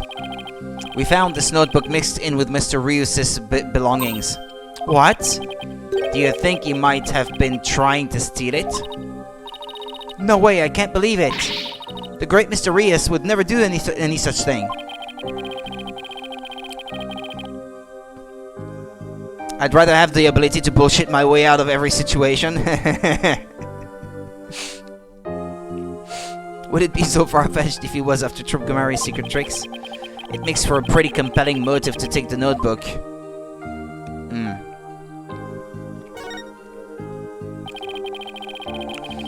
Bonnie told us about the mistake she made on stage. Oh, you mean with where Mr. Hat had been placed? Even I was at a loss about what to do for a second there. So how did you fix the problem? Well, I was down in the understage passage when I found out. I had to work my butt off to fix it, let me tell you. After I escaped from the coffin and went down into the understage passage, I got a signal from Bonnie saying she'd made a mistake with Mr. Hat's positioning. No joke, I was freaking out. After all, I had to be back up on stage in a few short minutes. Magical girl Trucy Wright was faced with an unprecedented crisis beneath the stage. Would this spell the end for Trucy in Grammary Land? And then what happened? Athena's totally hooked. I was supposed to get back up to the stage through trapdoor number 1 on the left.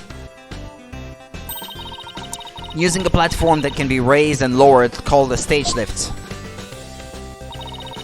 There was a stage lift ready and waiting in the lowered position under trapdoor number 1. But Mr. Hat had been placed on the right above trapdoor number 2 by mistake. There was already another stage lift under trapdoor number 2, but... It was in the raised position since we hadn't planned on using it. Okay, so how did you get back up onto the stage? Why, through brute strength. Oh, okay. I couldn't lower stage lift number 2 by myself. So I pushed it back and out of the way. Okay. Then I moved the lowered stage lift number 1 into place under trapdoor number 2. This thing is heavy. I wish I could have moved it with magic. Unfortunately, my magic is useless under the stage. The understage is a dark abyss that drains magicians of all their powers.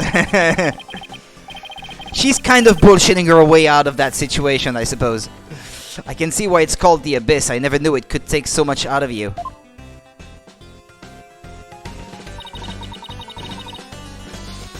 That's just how it goes in the real world. Illusions are created by the blood, sweat, and tears of those behind the scenes. Wow, I learned so much just now. Trucy, have you told anybody else about all this? Nope, nobody. This sounds like some critical information. I'd better make a note of it. Trucy's statement added to the court record.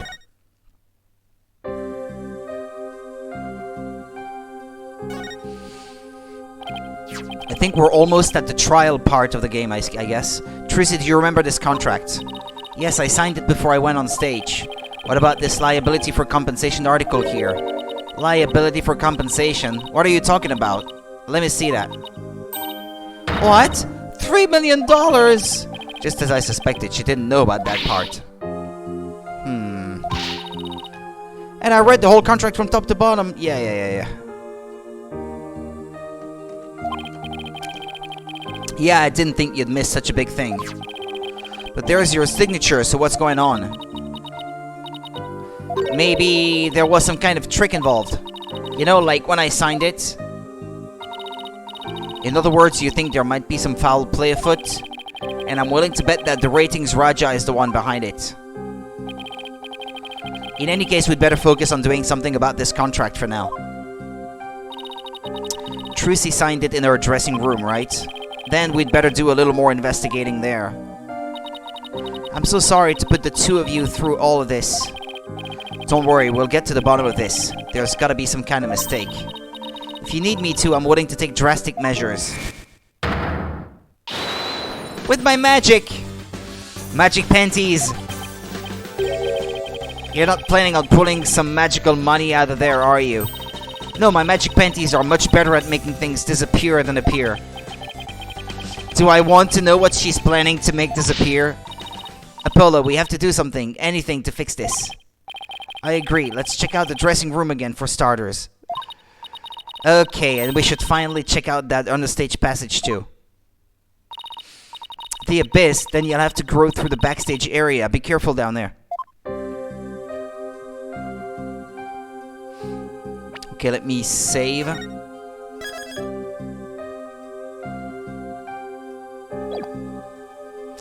I get the feeling that these individual parts are much longer in this game than they are in the other games. I've been playing for 3 hours already, and we're still not at the trial thing. Bonnie's mistake. No move. Stage.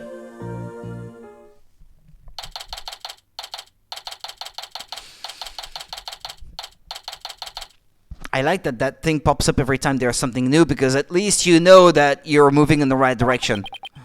Let's see, we should be able to get to the understage passage from backstage. Hopefully Bonnie unlocked the door for us like she said she would. No, not like that. Alright, also the lookalike guy. Ritins. Yeah.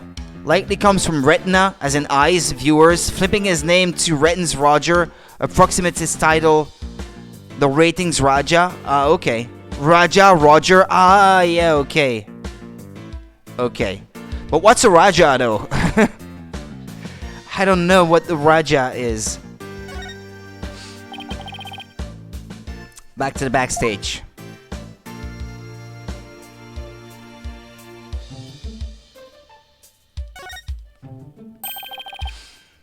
The door is unlocked. Thank you, Bonnie. Well, Athena, here we go.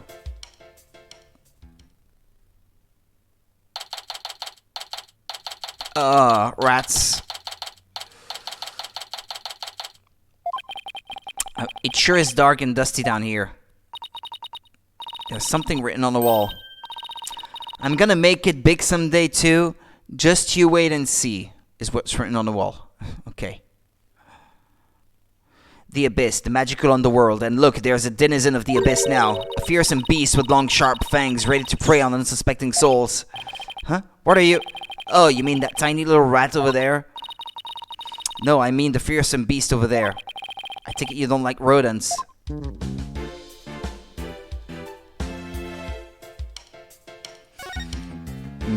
I saw a hedgehog the other night going to work. Just crossing the road. As fast as it could, the poor little thing.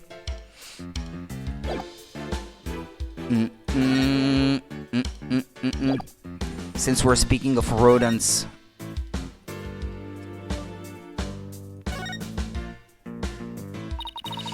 Look at all these props. Hey, there's something in this hat. A dove, cards, a juice box and some snacks. Looks like somebody planned to have a little treat in the middle of the show.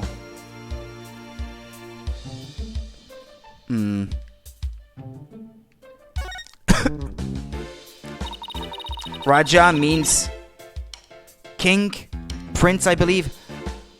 It could be, yeah. I mean, a Maharaja is like some kind of king in India. So maybe just a Raja, which since it is shorter, maybe that's prince. Actually, you make me wonder now. Maybe Maharaja is for like the major thing.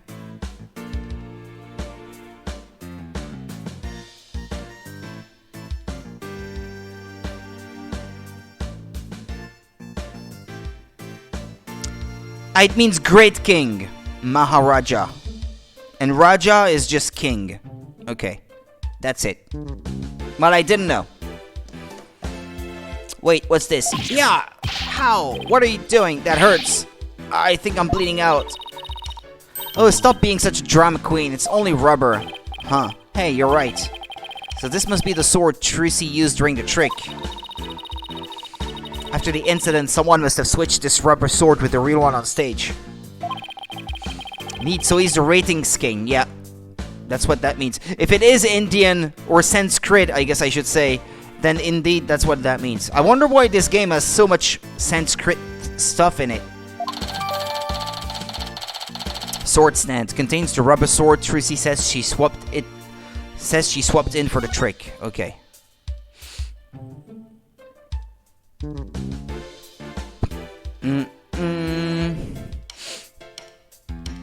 Pa, pa, pa.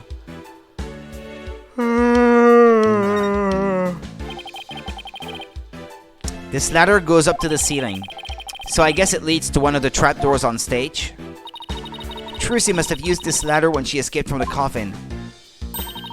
Why don't you climb up there and see if I'm correct?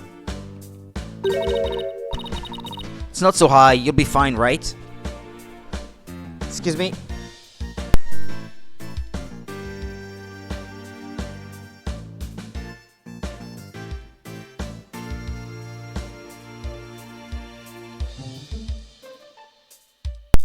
Okay.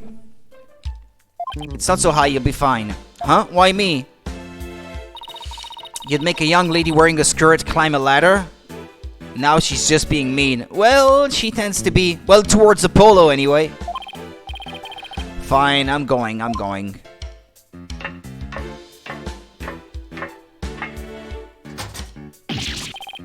Ah, the lights, it burns!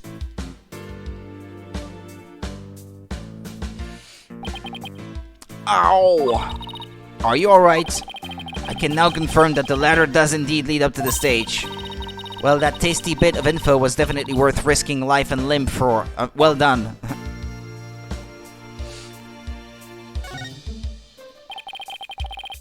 It's a stage lift. For getting up to the stage, Trucy moved this one here. I guess it used to be where that yellow tape is. How in the world did she manage to move this huge thing? It couldn't have been easy for her. She's pretty petite.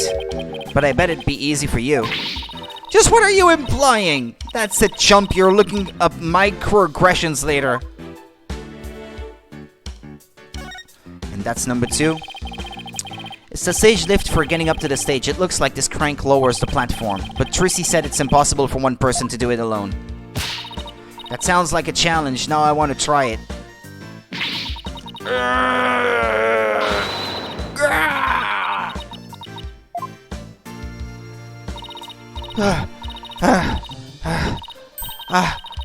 It's probably just broken.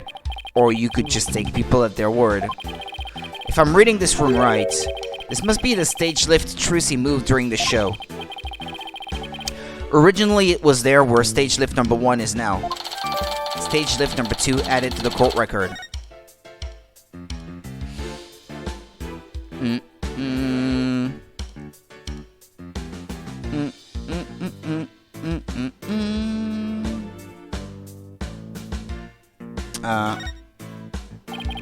There's a second ladder.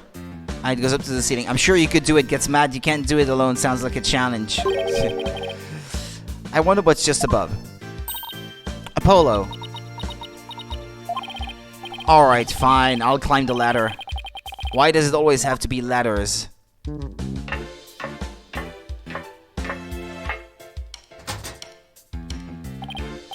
Huh? Where am I? It's pitch black.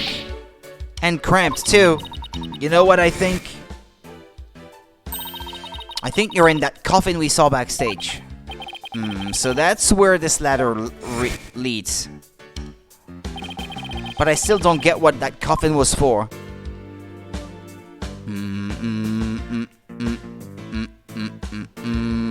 Okay, and I haven't looked at this yet. What's this glowy stuff? Oh, it's glow-in-the-dark tape. Red? A red glow-in-the-dark tape? This must be what I saw through that secret door in the bottom of the coffin. Oh, but who put it here and why? It's probably a marker of some sort since it's so dark down here. Sounds about right. Maybe it's meant to mark which ladder to climb. Hold on, Apollo. I hear voices. Quick, hide. Huh? Ow! Quit shoving! Hurry up and get down there. Yow! My arm doesn't bend that way. My arms. What the heck, Athena? Shh, look. It's so much work pretending to be cute and sweet. Isn't that Bunny? Hey, Bunny, wait for me. And the ratings, Raja? What did we have to hide for Athena? Because I heard something funny. There was something off in their voices. Oh, right. Athena's super sensitive hearing. Those lawyers are poking around, trying to stir up trouble. Should I be worried? Relax, I didn't say anything to the police, and I won't say anything to them either. You better not, or you're gonna get it. Pow, right in the kisser. Okay. What the? Is it just me, or does Bonnie seem kinda different from before? Apollo, shh! I'm sick and tired of this whole investigation. All I want is Trissy's head on a platter. Leave everything to me, babe. Don't forget the power of mass media. TV can accomplish anything. I'll make sure Trissy gets much worse than a guilty verdict. I can't wait to see that girl crying and begging for mercy. You really hate Trissy, don't you, Bonnie? I hate her! I loathe her! I can't stand that Trissy, right? Just because she's a little good at magic, she thinks she's all that. So this is exactly what that sniveling brat deserves. Hey, what the heck? If you mess this up, you're gonna really be sorry, you hear me? I'll crush you flat. Like a cockroach under my foot. Oh, you cute little thing. You're so adorable when you're throwing a fit. Ow, ow, my foot. Can't you take a joke? Come on, grab my things. We're leaving. Joe, lead the hippity-hopping way, my little bun-bun. That face. So amusing. Excuse me. There.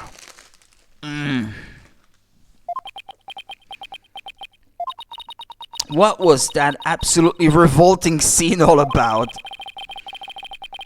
I guess the entertainment industry attracts all kinds of eccentrics.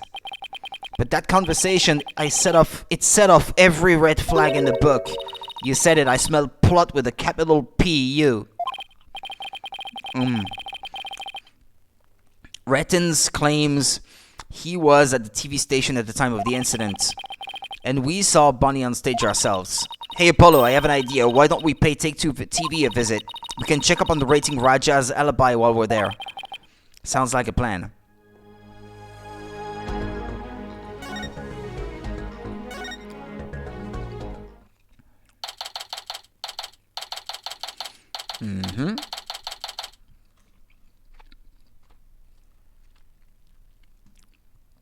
Okay, excuse me. There we go. Oops. Yikes, look at this place. Scandal, Gamble, Gambit. Magical Murder, exclusive unedited footage. Trissy Wright. Oh, unedited, yeah, I'm sure. There's so much going on at once, it's making my head spin. Take a look at that screen and listen to those hosts. Magical Murder, live audience witnesses, shocking skewering. 17-year-old magician Trissy Wright. See exclusive and edited footage of the heinous crime, complete and uncut. We can't let them broadcast that. Trissy will get tried in the court of public opinion. While I doubt we can stop them from airing it, but we can prove our innocence in a real court of law. No matter what garbage they report on TV, we can set the record straight at the trial. I hope you're right. No, I didn't mean to do that. Excuse me.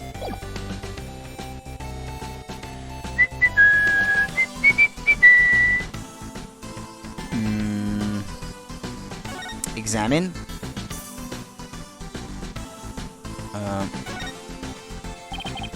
Pardon me, I know you're busy right now. What are you guys, street? Street, does that mean people of the street or something? We're Trissy Wright's lawyers. Oh, okay, lawyers, got it. Well, what do you want? He must be really busy, he hasn't even looked this way. We're investigating the incident that occurred at the magic show this morning. And we heard that Roger Rettins was in charge of that program. Yeah, that's right, the guy hates magic, but the show was all his idea. Just between you and me, I think it was Bonnie that egged him on. Egged him on? How so? I saw the two of them together, you know, walking along arm in arm. I bet she sweet-talked him into doing the program because she wanted to work. She hasn't been selling very well on her own, apparently. I see. Oh, hey, if you're looking into the incident, I guess you'd want to show footage, right? It's on the disc in my back pocket. If you want it, go ahead and fish it out. Wow, thank you very much. He turned out to be surprisingly helpful. Public opinion is just as important, though, even if she gets out. If people hate her, it's all over. Yeah, especially if she's a public person. it's over for her career. Well, you'd have a hard time finding a job even if you weren't a public person, but it's even more so important, I think, for a public person. Like celebrities and stuff. Show footage disc retrieved from the staff member's back pocket. Is that it? Is that it? Excuse me, we're looking into the incident that happened at the magic show this morning. Oh, that? Yeah, I was the cameraman for that. Can you tell us anything about what you saw? Bunny was soups adorbs. That's not exactly what I couldn't get enough of her. I filmed her the whole time. Got some primo footage if I do say so myself. I better quit before he decides to share what he intends to do with said footage.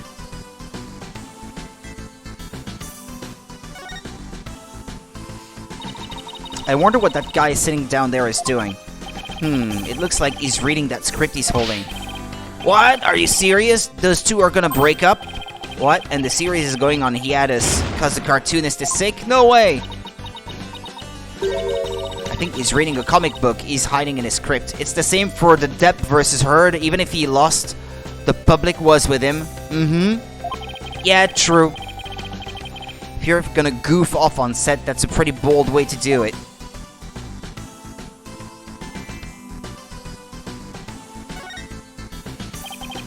This must be a video production workstation of some sort. That coffee cup looks awfully familiar. Yeah, that's where Mr. Rettins always sits. He's very hands-on, you know. You'll always find him on the set of his project. But he was here at the station during the magic show, right? Yeah, well, he had 2 shows going on at once this morning. He had his regular program to oversee here, so he couldn't be at the Penrose.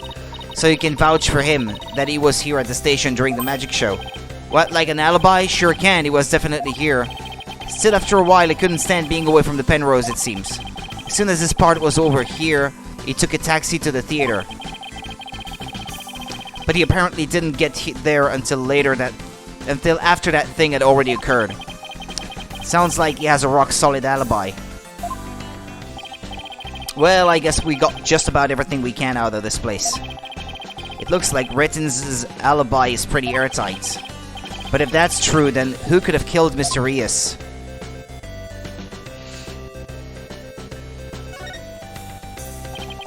Look at that logo above the screen. Scandal Gamble Gambit. Is that the title of this show? Yep, haven't you ever seen it? They present scandalous rumors about celebrities. And then people bet on whether the rumors are true or not. So it's just another tasteless TV show. It looks like Trucy is their next target. Today's scandal is... Tragedy on stage. Did Trucy Wright cause an accident? Or did she commit murder? It looks like murder is in the lead. Well, I say neither. Then we'll just have to create a third option tomorrow in court.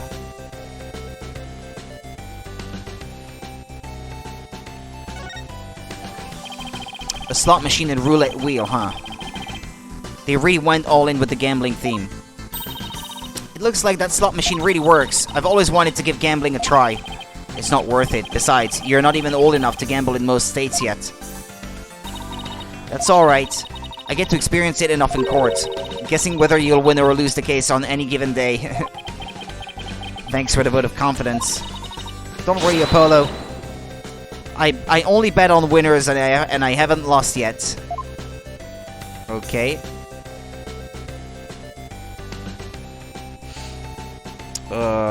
Is there anything else?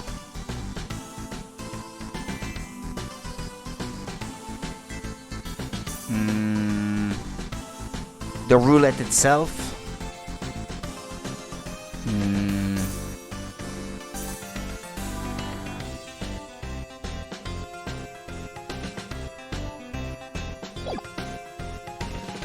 Move. Move.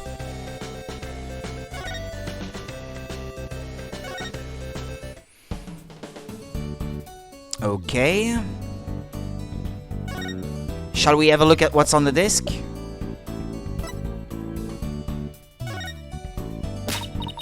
Oh, some evidence from the case? Well, too bad. I don't have a single thing to say about it. Okay.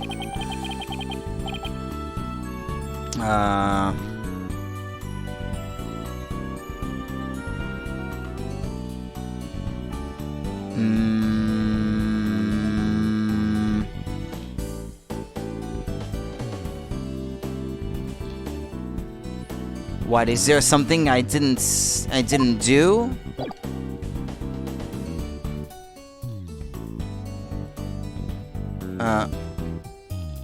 You gotta go real quick.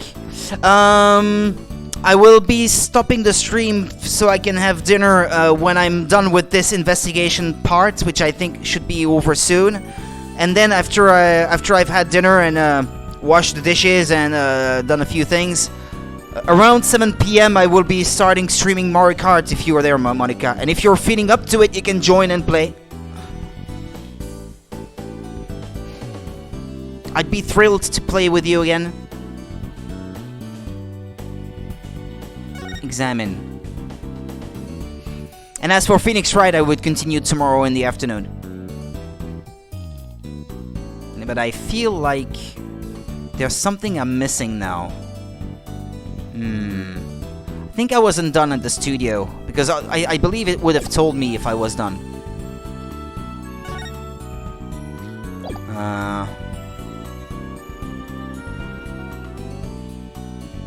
I'll see what I can do. Awesome. See you later, Monica.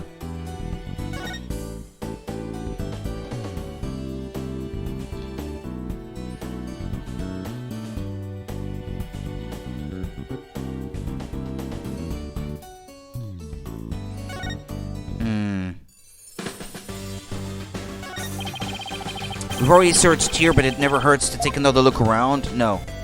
Okay. What else did I miss then? Talk? What to do? No.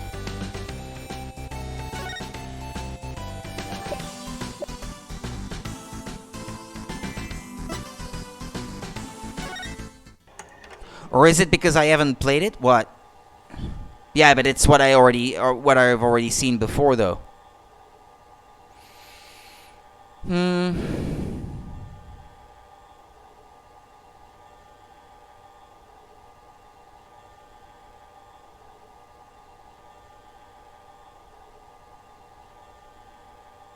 Okay. It's pointless to look at it again.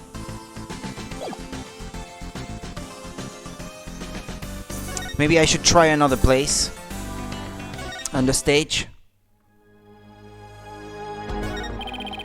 No, okay. If they say that, that means there's nothing left.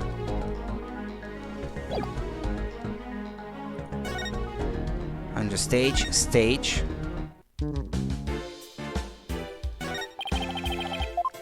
No, okay, that must be over. Move.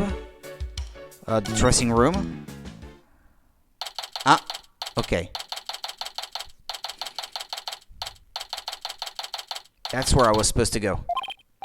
Okay, this is where Trissy signed that contract.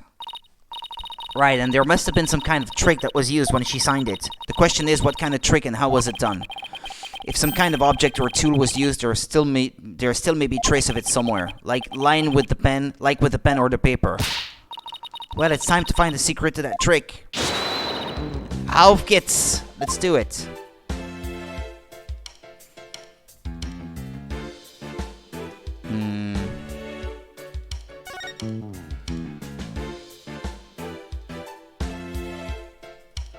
This. Hey, take a look at this clipboard. Could you sign this, please, ma'am? Sure thing, just the one sheet in this clipboard, right? Ah, yeah, that happened before, indeed. Isn't this a clipboard Trissy used when she signed the contract? I even commented on the fact that she may have been signing something that she didn't realize was not good. I think you're right. Let's give it the once over. Let's try opening the folder.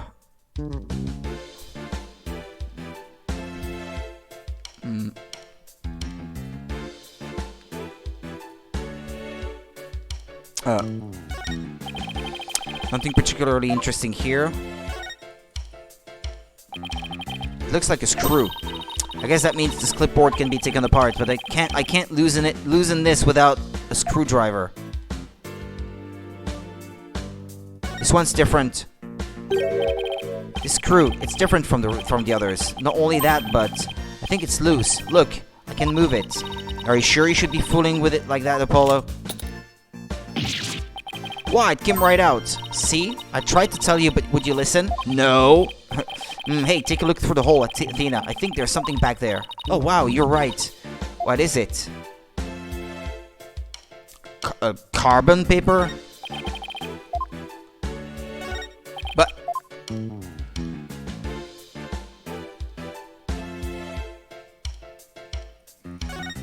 that part? Hey, look, the back panel is loose. I think I can take it off. Carbon. You're just breaking things left and right today, aren't you? Look, there's something inside. Carbon paper. What is this black sheet of, I want to say, paper? Oh, I know, it's carbon paper. You put it between two pieces of paper and it copies what you write onto the bottom one. So when Trucy signed the contract, there was actually another contract underneath. And her signature on the top contract got copied onto the hidden contract. So that's how Trucy was conned. This is that ratings Raja's doing. I just know it. How dare he? You gotta hand it to him, though. It couldn't have been easy fooling Trucy. That girl's no slouch. Yeah, but I bet we can use this clipboard as evidence if we ever take this to trial. Clipboard added to the court record. Looks like we're pretty much done here. Should we go back to the office? We can get a snack and talk over our plan of attack. Sounds good to me.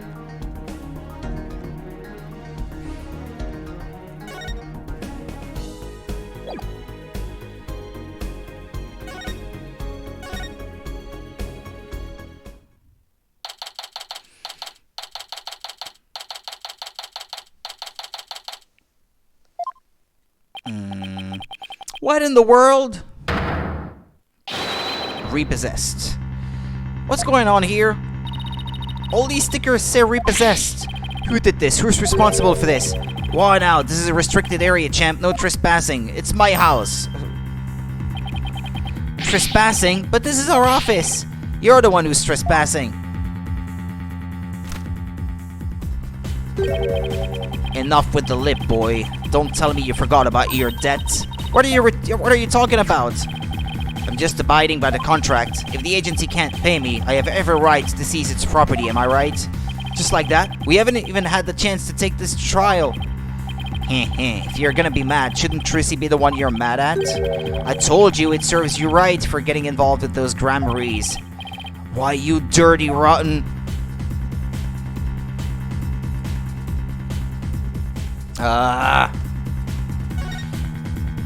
Office seizure. Like this. The pointer is a bit small, it's hard to see sometimes. What are you going to do with all of our stuff? Sell it, of course. Every last bit of it. That's why I'm seizing everything. And I'll take this little office of yours, too. You think you can just waltz in here and do whatever you want?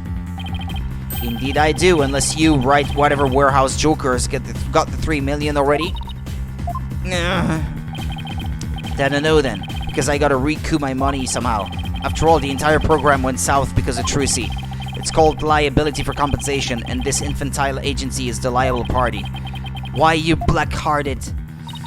Hey, Apollo, what about the crooked clipboard? It's no good. We don't have any proof that Rettins was behind it. Darn. Hey, you're gonna have to do better than that, folks. Looks like the famed Mr. Wright left behind nothing but incompetent noobs to run things. No way, he was counting on Mr. Wright to be away for this plan of his. What a two-bit thug. We'll show him. Haha, there's the sugar. That expression is priceless. So how does it feel to lose the precious office your boss left you in charge of? Say something dumb. Now, not to rub it in or anything, but I think you should know where you stand right now. Oh man, what now? Here, have a gander. The trial of young, up-and-coming magician Trucy Wright is scheduled for tomorrow. We're here just outside the office of the suspect, hoping for an exclusive peek inside. What? Is this live? Apollo, look, there's a sea of reporters outside. Oh, a questionable-looking pair are peeking out the window at this very moment. Our viewers at home can see for themselves their vicious, brutal expressions. Yellow journalism at its finest. And that's the way it is. The majority of the public already thinks Trissy is guilty. They saw the whole thing happen with their own eyes during the show's live broadcast. Everybody in the country is against you. No way. No office, no allies. Are you sure you still want to represent that girl? Of course we do. We believe in her innocence. Go ahead. Think what you want. It's a free country. Just know that you'll be the biggest losers in the end. In the meantime, feel free to keep on flopping around like the dying fish you are. Now then, you gotta be out of here by tomorrow. Take in this cozy little office tonight while you still can. Hang loose, baby. I can't believe we let Mr. Wright's office get placed under seizure. Of all the... This is just ridiculous. Eek! Look out! Clear out. We don't want murderers here. Hey, if it's a fight you want, I'll take you on. Come on. Yikes! Let's get out of here before we get killed too. I can't believe this is happening. We have to do something to protect ourselves. And fast.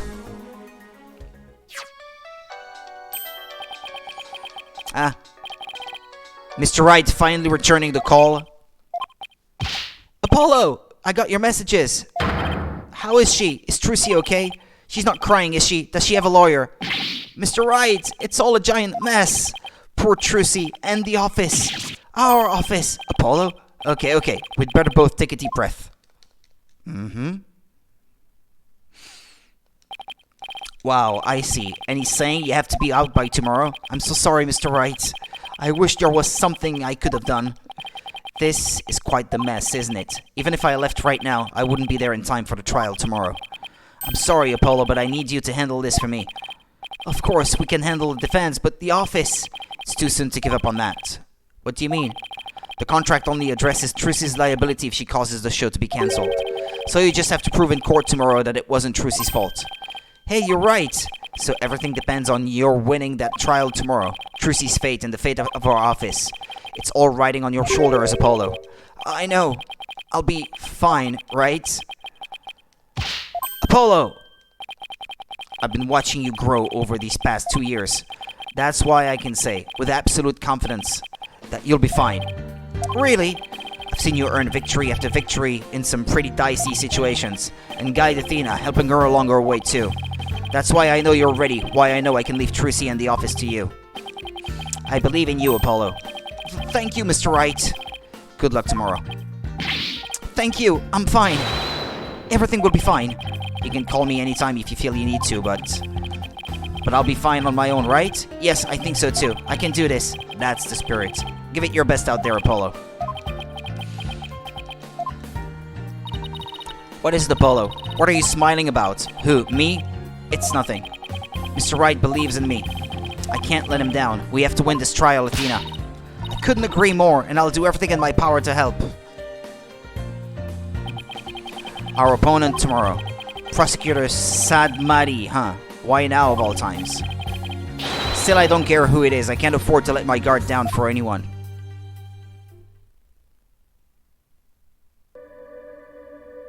That's him? O restless, wandering soul of the dead.